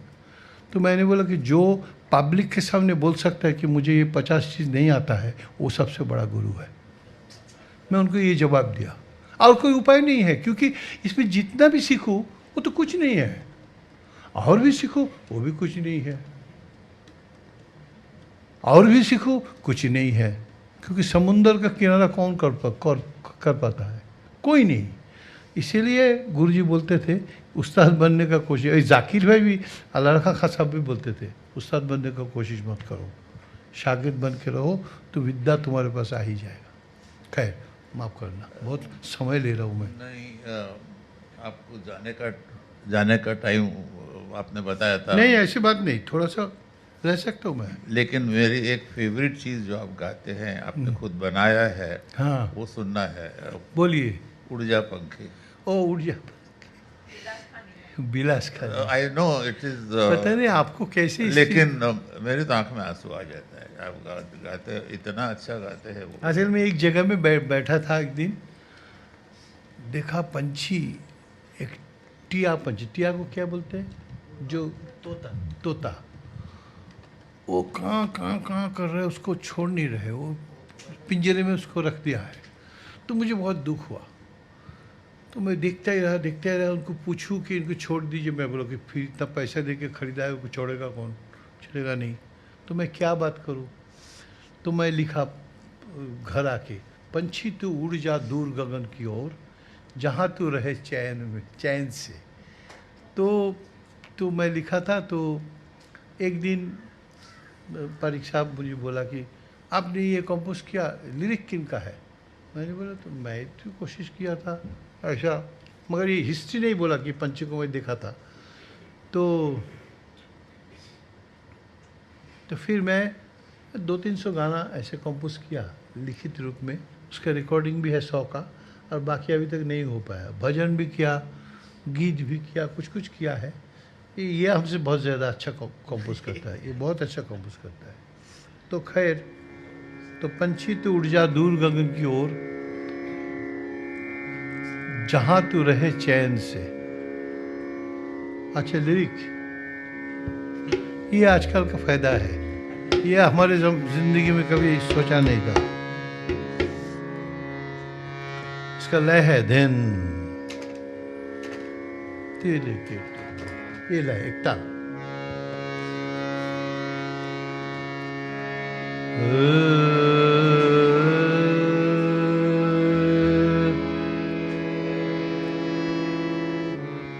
साउंड बहुत अच्छा है, थैंक यू। क्योंकि हम साउंड को इतना इज्जत के साथ एक्सेप्ट नहीं करते हैं, लगता है कि ये उनका काम है। मगर now I have started listen understanding कि कितना वैल्यूएबल है साउंड। सब जानते हैं लोग कि हमारा इस साउंड में इंटरफेस केवल दो है, एक माइक्रोफोन और एक स्पीकर, मगर इस बीच में जो है असल खेल तो वही है। यहाँ जो वाइब्रेशन है वो इलेक्ट्रिसिटी में आ रहा है, वो तार के जरिए मिक्सर में जा रहा है, उसमें उसका क्वालिटी बदल रहा है, उसके बाद इलेक्ट्रिसिटी जा रहा है स्पीकर में, वो फिर साउंड एनर्जी में उसको बाहर कर देता है। यही तो इंटरफेस है। मैं ये दमन सूद जी से सीखा, क्योंकि दमन सूद जी is one of my Guru even, क्योंकि साउंड को थोड़ा सा समझना पड़ता, नहीं तो फिर अजय बहुत अच्छा साउंड समझता है, जाकिर भाई और भी ज़्यादा अच्छा समझते हैं, मगर पुराने ज़माने के लोग साउंड के तरफ इतना ध्यान नहीं देते और उनको एक्सेप्ट भी नहीं करते थे। आज लगता है कि इसको करना बहुत ज़रूरी है, इसीलिए थैंक यू।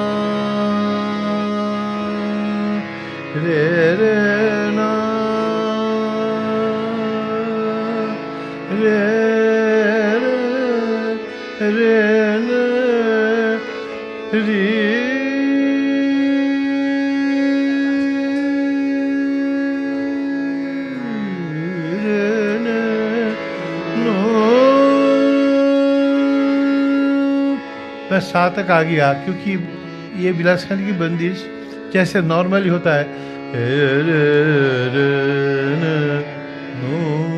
ये होता है, या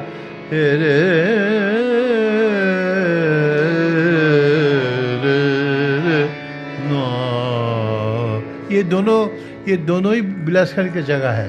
तो मैं बोला कि इससे हटकर कहाँ जाऊँ, तो सोचते सोचते मुझे साई मिला, पंछी।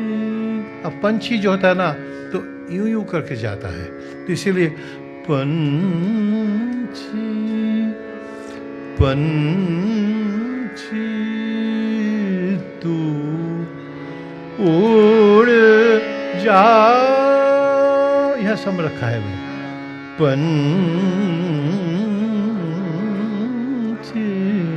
पंछी जो होता है ना ऐसे जाता है, पंछी तू उड़ जा,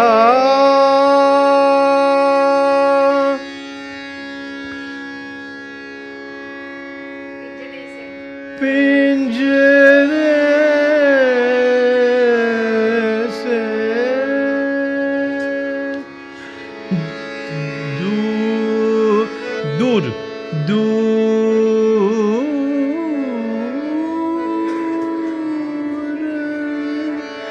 दूर गगन की ओर, जहाँ जहाँ तू रहेगा, चैन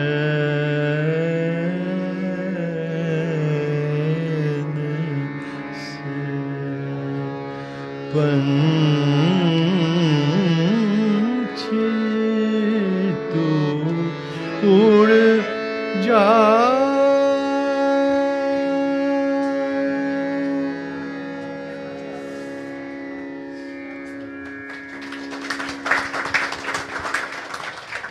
हमें प्लीज आप क्या बात मत बोलिए, बल्कि तुम करो, काम करो, आगे ठीक से जाओ। अभी स्टूडेंट्स लोग काफ़ी बैठे हैं। अजय बाबू, आप श्यामा संगीत वो जो गाए थे, ऐसा कुछ प्लीज एंड में कुछ। श्यामा संगीत, मीन श्यामा संगीत 10-12 किस्म का है। तो एकदम श्यामा संगीत लेके बातचीत करना है तो एक शाम हो सकता है, मगर श्यामा संगीत का मेन जो है वो है भक्ति, जिस पे आप अपने ये सेमिनार ऑर्गेनाइज किया था। और भक्ति शब्द में नहीं है, भक्ति अंदर में है। भक्ति भाव जो है वो अंदर में है तो शब्दों में है, नहीं तो शब्द में बोल के क्या फायदा है। आज शिवरात्रि है, माँ शिव के बुक पे पैर रख के टांग बाहर किया था, तो आज शिवरात्रि है तो पहले एक शिव लॉर्ड शिव के एक प्रणाम मंत्र पाठ करके मैं श्यामा संगीत गा के फिर इजाज़त दूंगा। हाँ हाँ बिल्कुल, जैसे श्यामा संगीत की गाई ना संसारी दौलत गई है।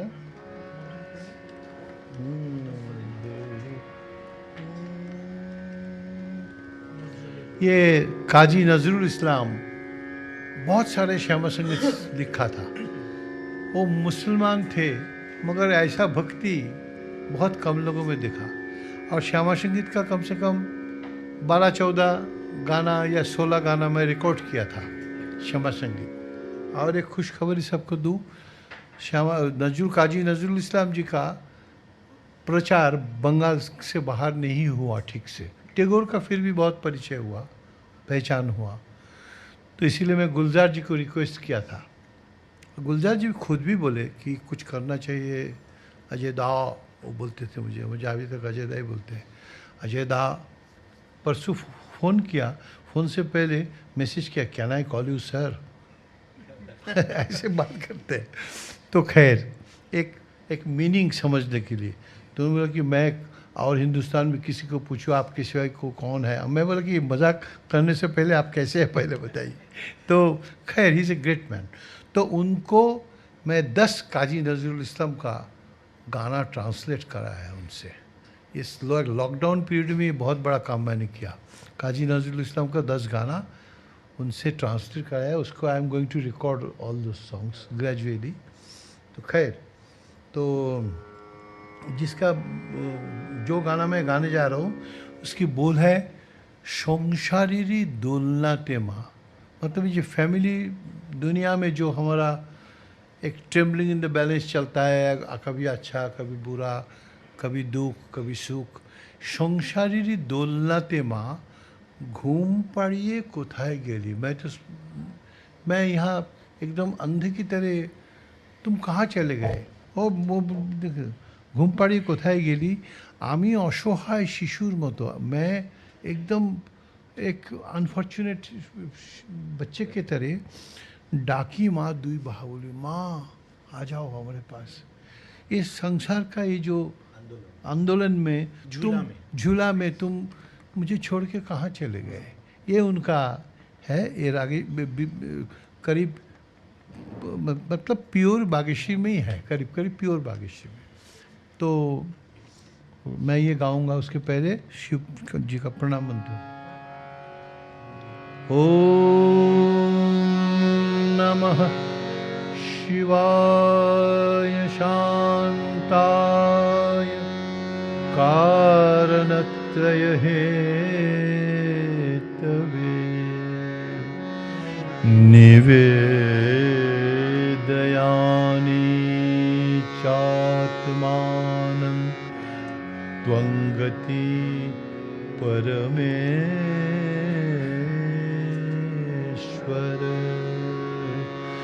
नमस्ते नमस्ते विभो विश्वमूर्ते। नमस्ते नमस्ते हरे अचिन्त्य शक्ते। नमस्ते नमस्ते अखिलाश्चर्य सिंधो महादेव शंभो। नमस्ते नमस्ते।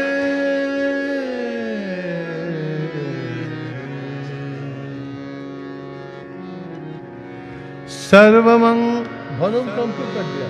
जैसे था ऐसे रखिए। सर्वमंगल मंगल्ये शिवे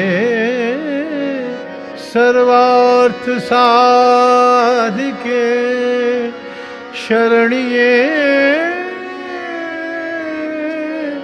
त्र्यंबके गौरी नारायणी नमोस्तुते।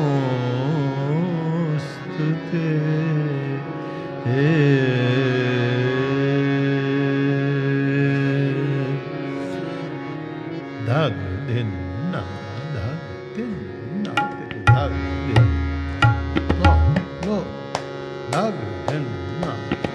हाँ हाँ लय को एकदम रखो। हाँ ता ता के ना।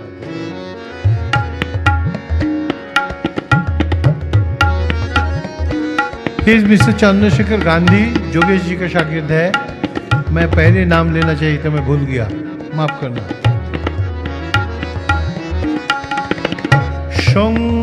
संसारेरी दोलनाते मां। संसारेरी दोलनाते मां। সংসারেরি দোলনাতে ঘুম পাড়িয়ে কোথায় গেলি? সংসারেরি দোলনাতে ঘুম পাড়িয়ে কোথায় গেলি? সংসারেরি দোলনাতে মা ঘুম পাড়িয়ে কোথায় গেলি? মা মা মা মা মা মা সংসারেরি দোলনাতে মা ঘুম পাড়িয়ে কোথায় গেলি? আমি অসহায় শিশুর মতো, আমি অসহায় শিশুর মতো ডাকি মা, ডাকি মা দুই বাহু মেলি। মা মা মা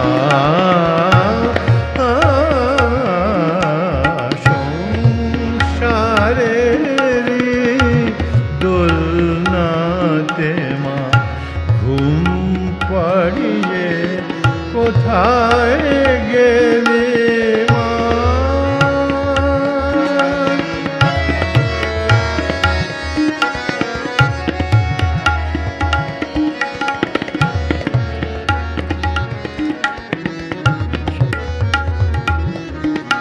ये तो आप जानते हैं कि भारत का एक प्राइस प्रोडक्ट है। हमारे संगीत का संसार में Ajay is one of the very valuable diamond.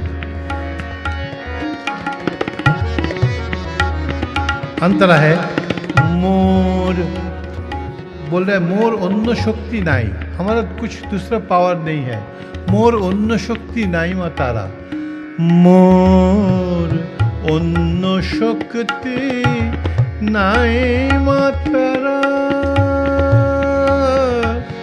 मा तारा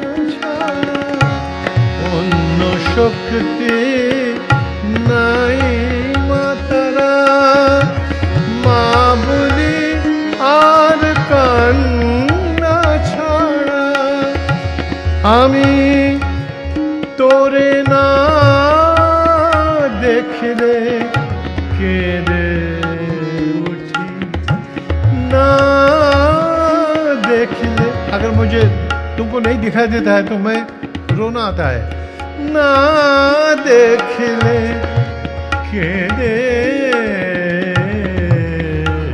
उठी, ना देखले केंदे उठी, कुल पेले माँ हासी खेली, माँ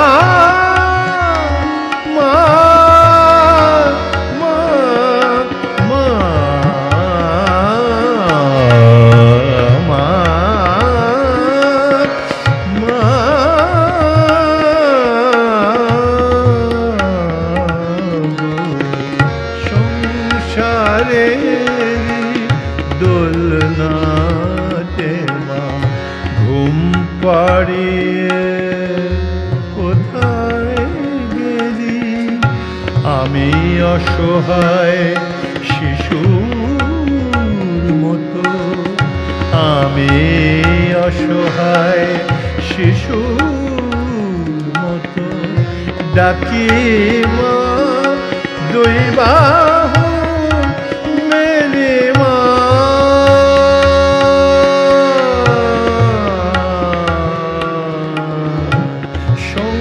সংসারেরই দোলনাতে মা ঘুম পাড়িয়ে কোথায় গেলি মা।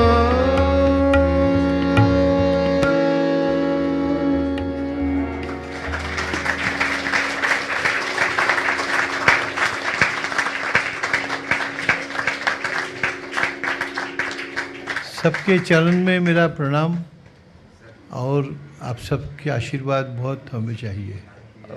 कई लोगों को any questions people would like to ask? सुनाई नहीं दिया। याद पिया की इसके बाद अच्छा नहीं लगता है। सवाल पूछना तो पूछो। आप लोग प्लीज ऐसा मत पूछिए कि मैं जवाब नहीं दे सकूं, थोड़ा सा समझ करके कृपा करके इजी सवाल पूछिएगा। नहीं, जवाब मिलेगा ये। अच्छा, ओके ओके ओके। हेलो भाभी, हाउ आर यू? नमस्कार नमस्कार।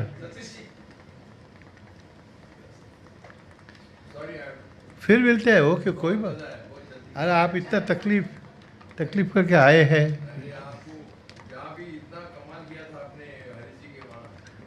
अरे सो काइंड। बोलो आप। दो सवाल है। हाँ, कि ये हारमोनियम जब ब्रिटिशर्स आए यहाँ पे, उसके बाद आया है, उसके पहले कालीदोन तो हमारे यहाँ नहीं था, तो तब कैसे गाया करते थे लोग, कैसे इंस्ट्रूमेंट मिलाया करते थे? देखिए तो अपनी अपनी सुर का अंदाज अपने पास रहता है। सी शार्प है, या अगर हारमोनियम बंद हो जाए तो हमारे पास ये अंदाज रह जाता है।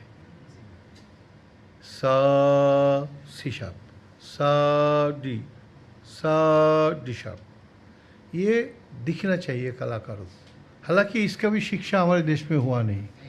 ये वेस्ट में पिच परफेक्शन करके एक चीज़ है, उसमें जेब में एक पिच पाइप रखते हैं, वो पू करके देखते हैं। तो सा दिन में अगर 25 दफ़े 30 दफ़े 40 दफ़े आप अपना सुर को देखेंगे तो नींद में भी आपको याद हो जाता है। ऐसे कलाकार लोग, पहले स्टैंडर्डाइज्ड पिच नहीं था। अपने अंदाज से वो लोग कलाकार लोग अपने आवाज़ से जो पिच सिलेक्शन करके एक चीज़ है, जैसे किशोरी आमन के जगह मैं पास पहुंचा, वो बी फ्लैट से गाती थी, उनके शागिर्द भी बी फ्लैट से गाते हैं, which is a wrong decision. तो पिच नापने के लिए पहले आपको देखना चाहिए कि कितना हद तक नीचे आपको जाता है, कितना हद तक आपको ऊपर जाता है। कम से कम 5-6 स्वर का नीचे और 5-6 स्वर का 4-5 स्वर का ऊपर, जैसे सा नी धा पा मा गा रे सा स नी धा पा, ये तक जा सकता है। लोअर ऑक्टेव का सा के नीचे मुझे सुबह तो मध्यम गांधार भी लगता है, मगर पंचम तक मैं कभी भी आ सकता हूँ, या सारेगा मा पा धा नी सारेगा मा पा धा नी, ये तक भी जा सकता है। तो पिच जितना हमारा आराम से जाता है, इसमें तो कंट्रोल किया मैं ऊपर में, मगर पानी सागा मा पा, ये पा पे तकलीफ हो रहा है, मेरे आवाज़ में भी अभी तकलीफ है, क्योंकि this is the bad weather. Because अभी ठंड भी नहीं आया, ठंड गया भी नहीं, गर्मी भी पूरा नहीं आया, तो वेदर चेंज के वक्त आवाज़ का तकलीफ रहता है। तो ये सा, ये सी-शार्प का जो सीजन कलाकार है, जो रेगुलर गाते हैं, उनको पता चलता है। मगर इसके बाद एक आदमी दुनिया में आया जो कि जर्मनी को जीत लिया, उनका नाम है हिटलर। ये स्टैंडर्डाइज पिच जो है, ये हिटलर का बनाया हुआ है। ये आके बोले मैं जो बोल रहा हूँ उसको तुमको मानना है।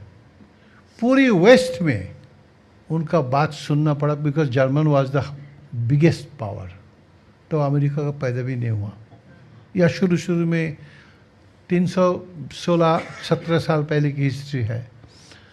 तो उन्होंने स्टैंडर्डाइज कर दिया। इसके बाद वेस्ट में जब स्टैंडर्डाइज हो गया तो सारे पियानो, फिर प्रोग्रामिंग में इलेक्ट्रॉनिक कीबोर्ड वगैरह, वाइब्राफोन्स जितना है सब स्टैंडर्डाइज पिच में मिला दिया। तो इसके बाद हम भारत में वेस्टर्न कॉन्सेप्ट में गाना शुरू किया। कीबोर्ड इस्तेमाल करते हैं, वाइब्राफोन इस्तेमाल करते हैं। पहले तो कीबोर्ड आने से पहले वाइब्राफोन से ही गाना बनता था। लता जी का आधा गाना वाइब्राफोन से ही बनी हुई है। तो पिच तो उसमें मिला हुआ है, इसीलिए हम लोगों को A440 पिच को एक्सेप्ट करना पड़ा, और वो भी हर हारमोनियम पे मिलाना ही है। ये मैं ज़बरदस्ती किया। ये भारत में इसका जो रिवॉल्यूशन, इसमें मेरा भी थोड़ा सा हिस्सा है। मैं सबको हारमोनियम प्लेयर को पिच मीटर की खरीद के दिया, और नहीं करेगा तो फिर हारमोनियम बिकेगा नहीं, क्योंकि मेरे पास 700-800 बच्चा हमेशा आते थे, तो 700-800 हारमोनियम तो चाहिए। तो उसके लिए कलाकार जो हारमोनियम मेकर्स है उनको स्टैंडर्डाइज पिच में आना पड़ा। इसीलिए सब लोग अभी ये सा, ये जो है सा, इसको कोई सा, इसका कोई फ़र्क नहीं होगा। सा इनका भी है। जब आए थे अजय भाई तो मैं वो सा बजाया, मैं भी बजाया। 100% जब बराबर हुआ तो हम शांति मिला, चलो शांति हुआ। तो पिच इस तरह मिलता था। जैसे निखिल दा इस पिच से नहीं बजाते थे, वो थोड़ा ऊपर करके बजाते थे। सी-शार्प भी बजाते थे, मगर सारे सी-शार्प, क्योंकि वो नंबर 3 वायर इस्तेमाल करते थे। और रोजलू का एक कंपनी है, आप तो सबसे अच्छा जानते होंगे, रोजलू का तार बहुत अच्छा होता है। तो रोजलू कंपनी का तार में वो पिच जो है बहुत अच्छा बजता था, ऐसा निखिल दा बोलते थे। मैं उनको पूछता था कि तार कैसे आप ठीक करते हैं, क्या करते हैं। फिर तार का जो गेज है मीटर, वो भी मैं ख़रीदा था कि कौन सा गेज कौन से तानपुरे में इस्तेमाल करें। सितार तो मुझे मालूम नहीं, तो तांबुरे पे इस्तेमाल करने के लिए देखा। तो ये स्टैंडर्ड है। सा, मैं 1 घंटे बाद भी आपको सा सुना सकता हूँ। तो ये इसको अपनाना चाहिए। इस तरह हुआ है। पहला क्वेश्चन का जवाब। सेकंड, साउथ इंडियन म्यूजिक में हारमोनियम का इस्तेमाल क्यों नहीं हुआ आज साउथ तक? में? साउथ में जी। साउथ में देखिए, साउथ इंडियन म्यूजिक में हारमोनियम का इस्तेमाल, harmonium is not a very friendly instrument for Indian music, only because of equi tempered speech के जो है। तो इसके सा से गा जो होता है, गा ऐसा होता है, या धैवत भी ऐसा है। तो म्यूजिशियंस लाइक अजय जोगलेकर उसको ट्यून कर सकते हैं, सब लोग नहीं कर सकते। वो एकदम मध्यम वाला गंधार वाला राग जो है उसमें परफेक्ट ट्यून करते हैं, क्योंकि इनके गुरु जो थे ना, वो भी कुछ जीनियस आर्टिस्ट थे। और उनके साथ मैं कम से कम 100 प्रोग्राम तो गाया, इससे ज़्यादा हो सकता है। इतना प्रोग्राम मैं तुलसीदास जी के साथ गाया।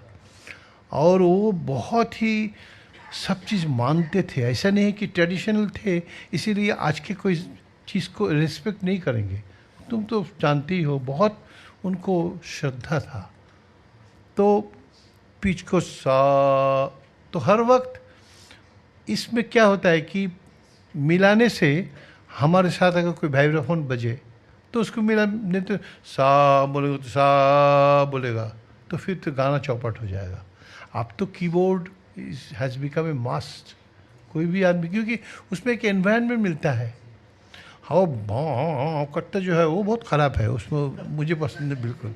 मगर सीधा जो कॉर्ड्स लगाते हैं, chords is a very important thing. मैं सलील चौधरी फेमस, उनके पास मैं कॉर्ड्स सीखा, क्योंकि वो अंतरा चौधरी को लेके हमारे घर करीब 2 साल आए, 1.5 साल तो पूरा आए, क्योंकि अंतरा को उनको मेरे पास सिखाना था। वो मेरे पास आए, बोला अंतरा को अब सिखाओ। तो हमने सिखाना शुरू किया। फिर बोले ना, मैंने बोला कि सिखाऊंगा, कंडीशन है आप मुझे कॉर्ड्स सिखा दीजिए। बोले वो तो तुम्हारा 5 मिनट का टाइम है, बोल के कुछ सीधा सीधा मेजर माइनर 7 6 13 ये सब कॉर्ड मुझे उन्होंने सिखाया था।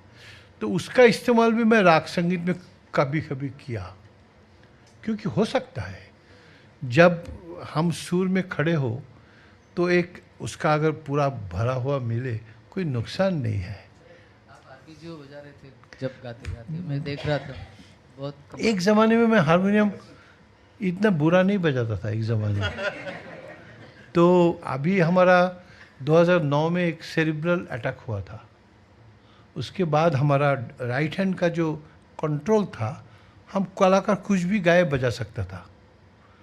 मैं राशिद के साथ, जगदीश प्रसाद के साथ, निवृत्ति बुआ जी के साथ, हमारे मल्लिकार्जुन जी के साथ 10-10, 20-20 प्रोग्राम बजाया, उससे ज़्यादा भी बजाया होगा। निसार हुसैन खान साहब के साथ, लताफत खान साहब तो गाते ही नहीं थे, मैं अगर हारमोनियम पे ना होता तो बहुत हमें सीखने को मिला। सब गवैये के पास बैठ के वो कैसे सुर लगाते थे और डायनेमिक्स मॉड्यूलेशन कैसे इस्तेमाल करते थे।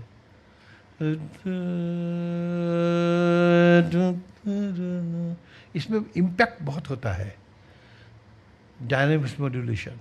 तो उसमें भी मैं बड़े लोगों के पास सीखने का कोशिश किया।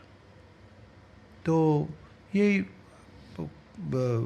जो हारमोनियम साउथ में नहीं हुआ इसीलिए क्योंकि तंबूरे के साथ उन लोगों को हमेशा आवाज़ लगाया। और नॉट ओनली दैट, उनका एक जो फ्रीक्वेंसी का जो फिक्स फ्रीक्वेंसी है उसका इस्तेमाल बहुत कम है। वो उसको बोलते हैं श्रुति विश्राम। वो कभी कभी बेसुरा भी लगता है। श्रुति विश्राम, श्रुति पे अगर कोई विश्राम करे तो श्रुति तो एक पॉइंट नहीं है, पॉइंट नहीं है तो उसकी फ्रीक्वेंसी में रिलेशन में प्रॉब्लम है। मैं डॉक्टर बालमुरली जी से सीखता था, उनका ये सब कुछ टर्म्स नहीं था। बोले तुम you play harmonium with me, I am very comfortable, क्योंकि उनका सुर में खड़े होने का थोड़ा अंदाज था। अभी तक साउथ इंडियन में म्यूज़िक में खड़े होने का अंदाज कम है, इसीलिए लय धा तक तक यहाँ से शुरू होता है हमारा लय धैन ते दे केते धेन। तो ये जो विलंबित का जो टाइम स्पेस मिलता है वो स्पेस उसमें कम होता है, इसीलिए 15 मिनट में प्रोग्राम ख़त्म हो रहा है।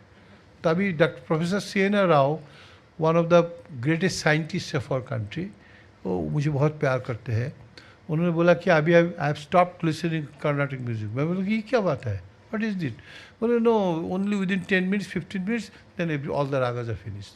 आई don't like it, I don't listen to it. I listen to Bade Gulab Ali Khan and Ajoy Chakrabarty and sometimes Kaushiki Chakrabarty. So what is this? मगर ऐसा हुआ है, सुना मैं, और अभी तक आपको पता चलेगा जैसे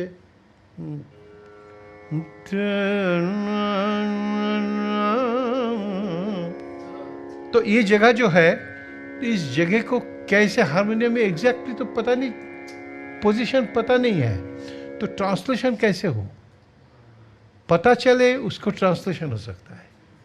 इसीलिए हारमोनियम का नहीं होता, वायलिन से होता है। Violin closer to those frequencies जा सकते हैं, इसीलिए वायलिन का इस्तेमाल ज़्यादा होता है। मगर they like harmonium very much.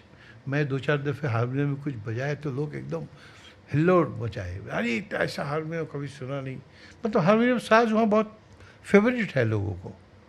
मैं साउथ में बहुत गाना गाया इधर उधर, छोटी छोटी जगह में भी, जैसे कुट्टक्कल, कुट्टायम, जहाँ केवल आयुर्वेद का जगह है, वहाँ मैं बहुत दफ़े गाया। वहाँ भी वहाँ भी लोग सुनते हैं, और मगर उनको मज़ा आता है ताल और लय का, जो नॉर्थ इंडियन म्यूज़िक में वीकर है, जिसका इतना पावरफुल लय और ताल का, जो तक तक दिन तक तक दिन तक दिन तक तक दिन तक तक दिन तक दिन तक आ। तो ये जो टाइम का देखने का जो मैथमेटिकली जो उनके पास नॉलेज है, वो नॉर्थ इंडियन म्यूजिक में कम है।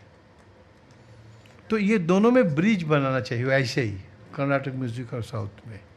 खैर, और कोई किसी का सवाल है? अगर ना है तो अच्छा है, वो अच्छा है। ये बहुत ही नामी फ्लूट प्लेयर है सुनील कांत गुप्ता। मेरा सबको प्रणाम।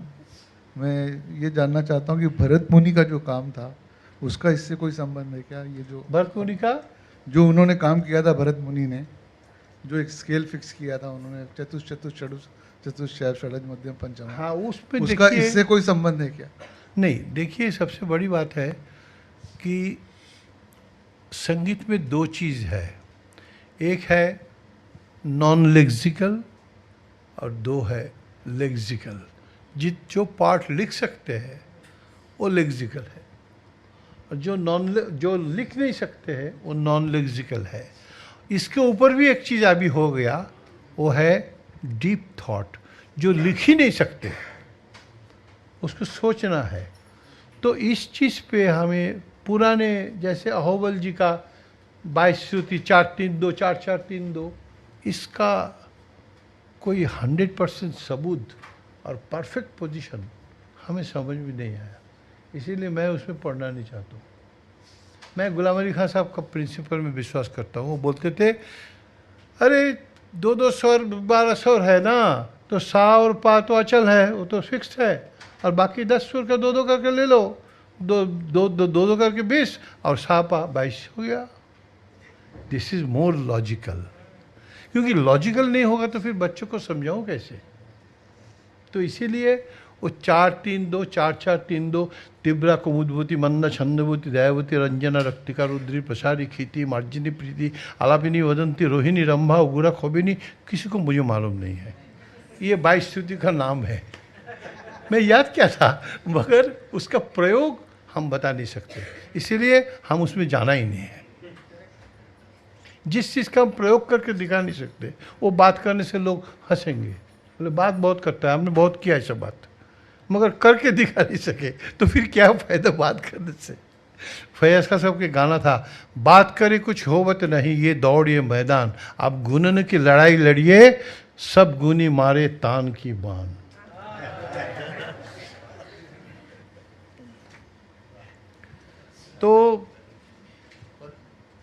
तो अरविंद जी को बहुत बहुत शुक्रिया कि उन्होंने मुझे मौका दिया। बाप बेटा का ये गुफ्तगू हुआ है और आप लोगों में बहुत उम्रदार सब लोग हैं, आप आशीर्वाद रखिएगा हमारे लिए।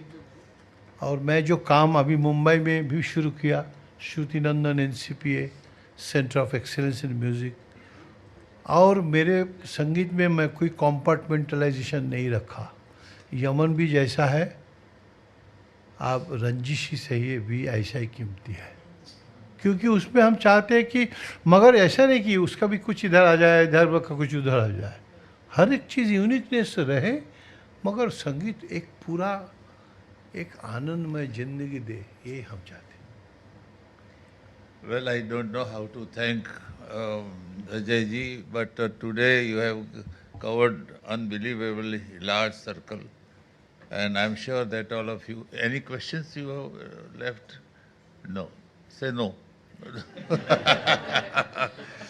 and I'm personally very very grateful that आपने टाइम ऐसे मत निकाला। बोलिए कभी, ग्रेटफुल क्यों आप होंगे? नहीं नहीं ऐसी बात ये नहीं। तो हमारा कर्तव्य है। हम तो अभी ऐसा ज़िंदगी में आए हैं जो कि आप लोगों का जो वैल्यू सेंस, आप लोगों का जो संगीत के बारे में समझ, वो अगर नहीं रह जाएगा तो फिर क्या होगा। ITC संगीत रिसर्च अकेडमी तो इसीलिए बनी थी, और उसमें से कम 4-6 कलाकार तो उभरते हुए आए हैं और गा के बतलाया। अभी भी दुनिया में कहीं भी कोई बच्चा गा रहा है तो उनके दिल में एक सवाल है कि इशारे क्या कर रहा है, इसका तो एक कीमत है। इसीलिए मैं इशारे के साथ अभी जोड़ा हूँ, और श्रुति नंदन के साथ इशारे का रिश्ता भी मैं रखा ताकि सब बच्चे वहाँ जा सके। आशीर्वाद दीजिएगा और स्वस्थ रहेगा, अच्छा रहेगा। आप कुछ भी गलती हो तो हमें पॉइंट आउट करके ठीक कर दीजिएगा, ये हम चाहते हैं। So you are a master of humility also. Well, thanks on behalf of everybody. I'm sure we all should give a huge.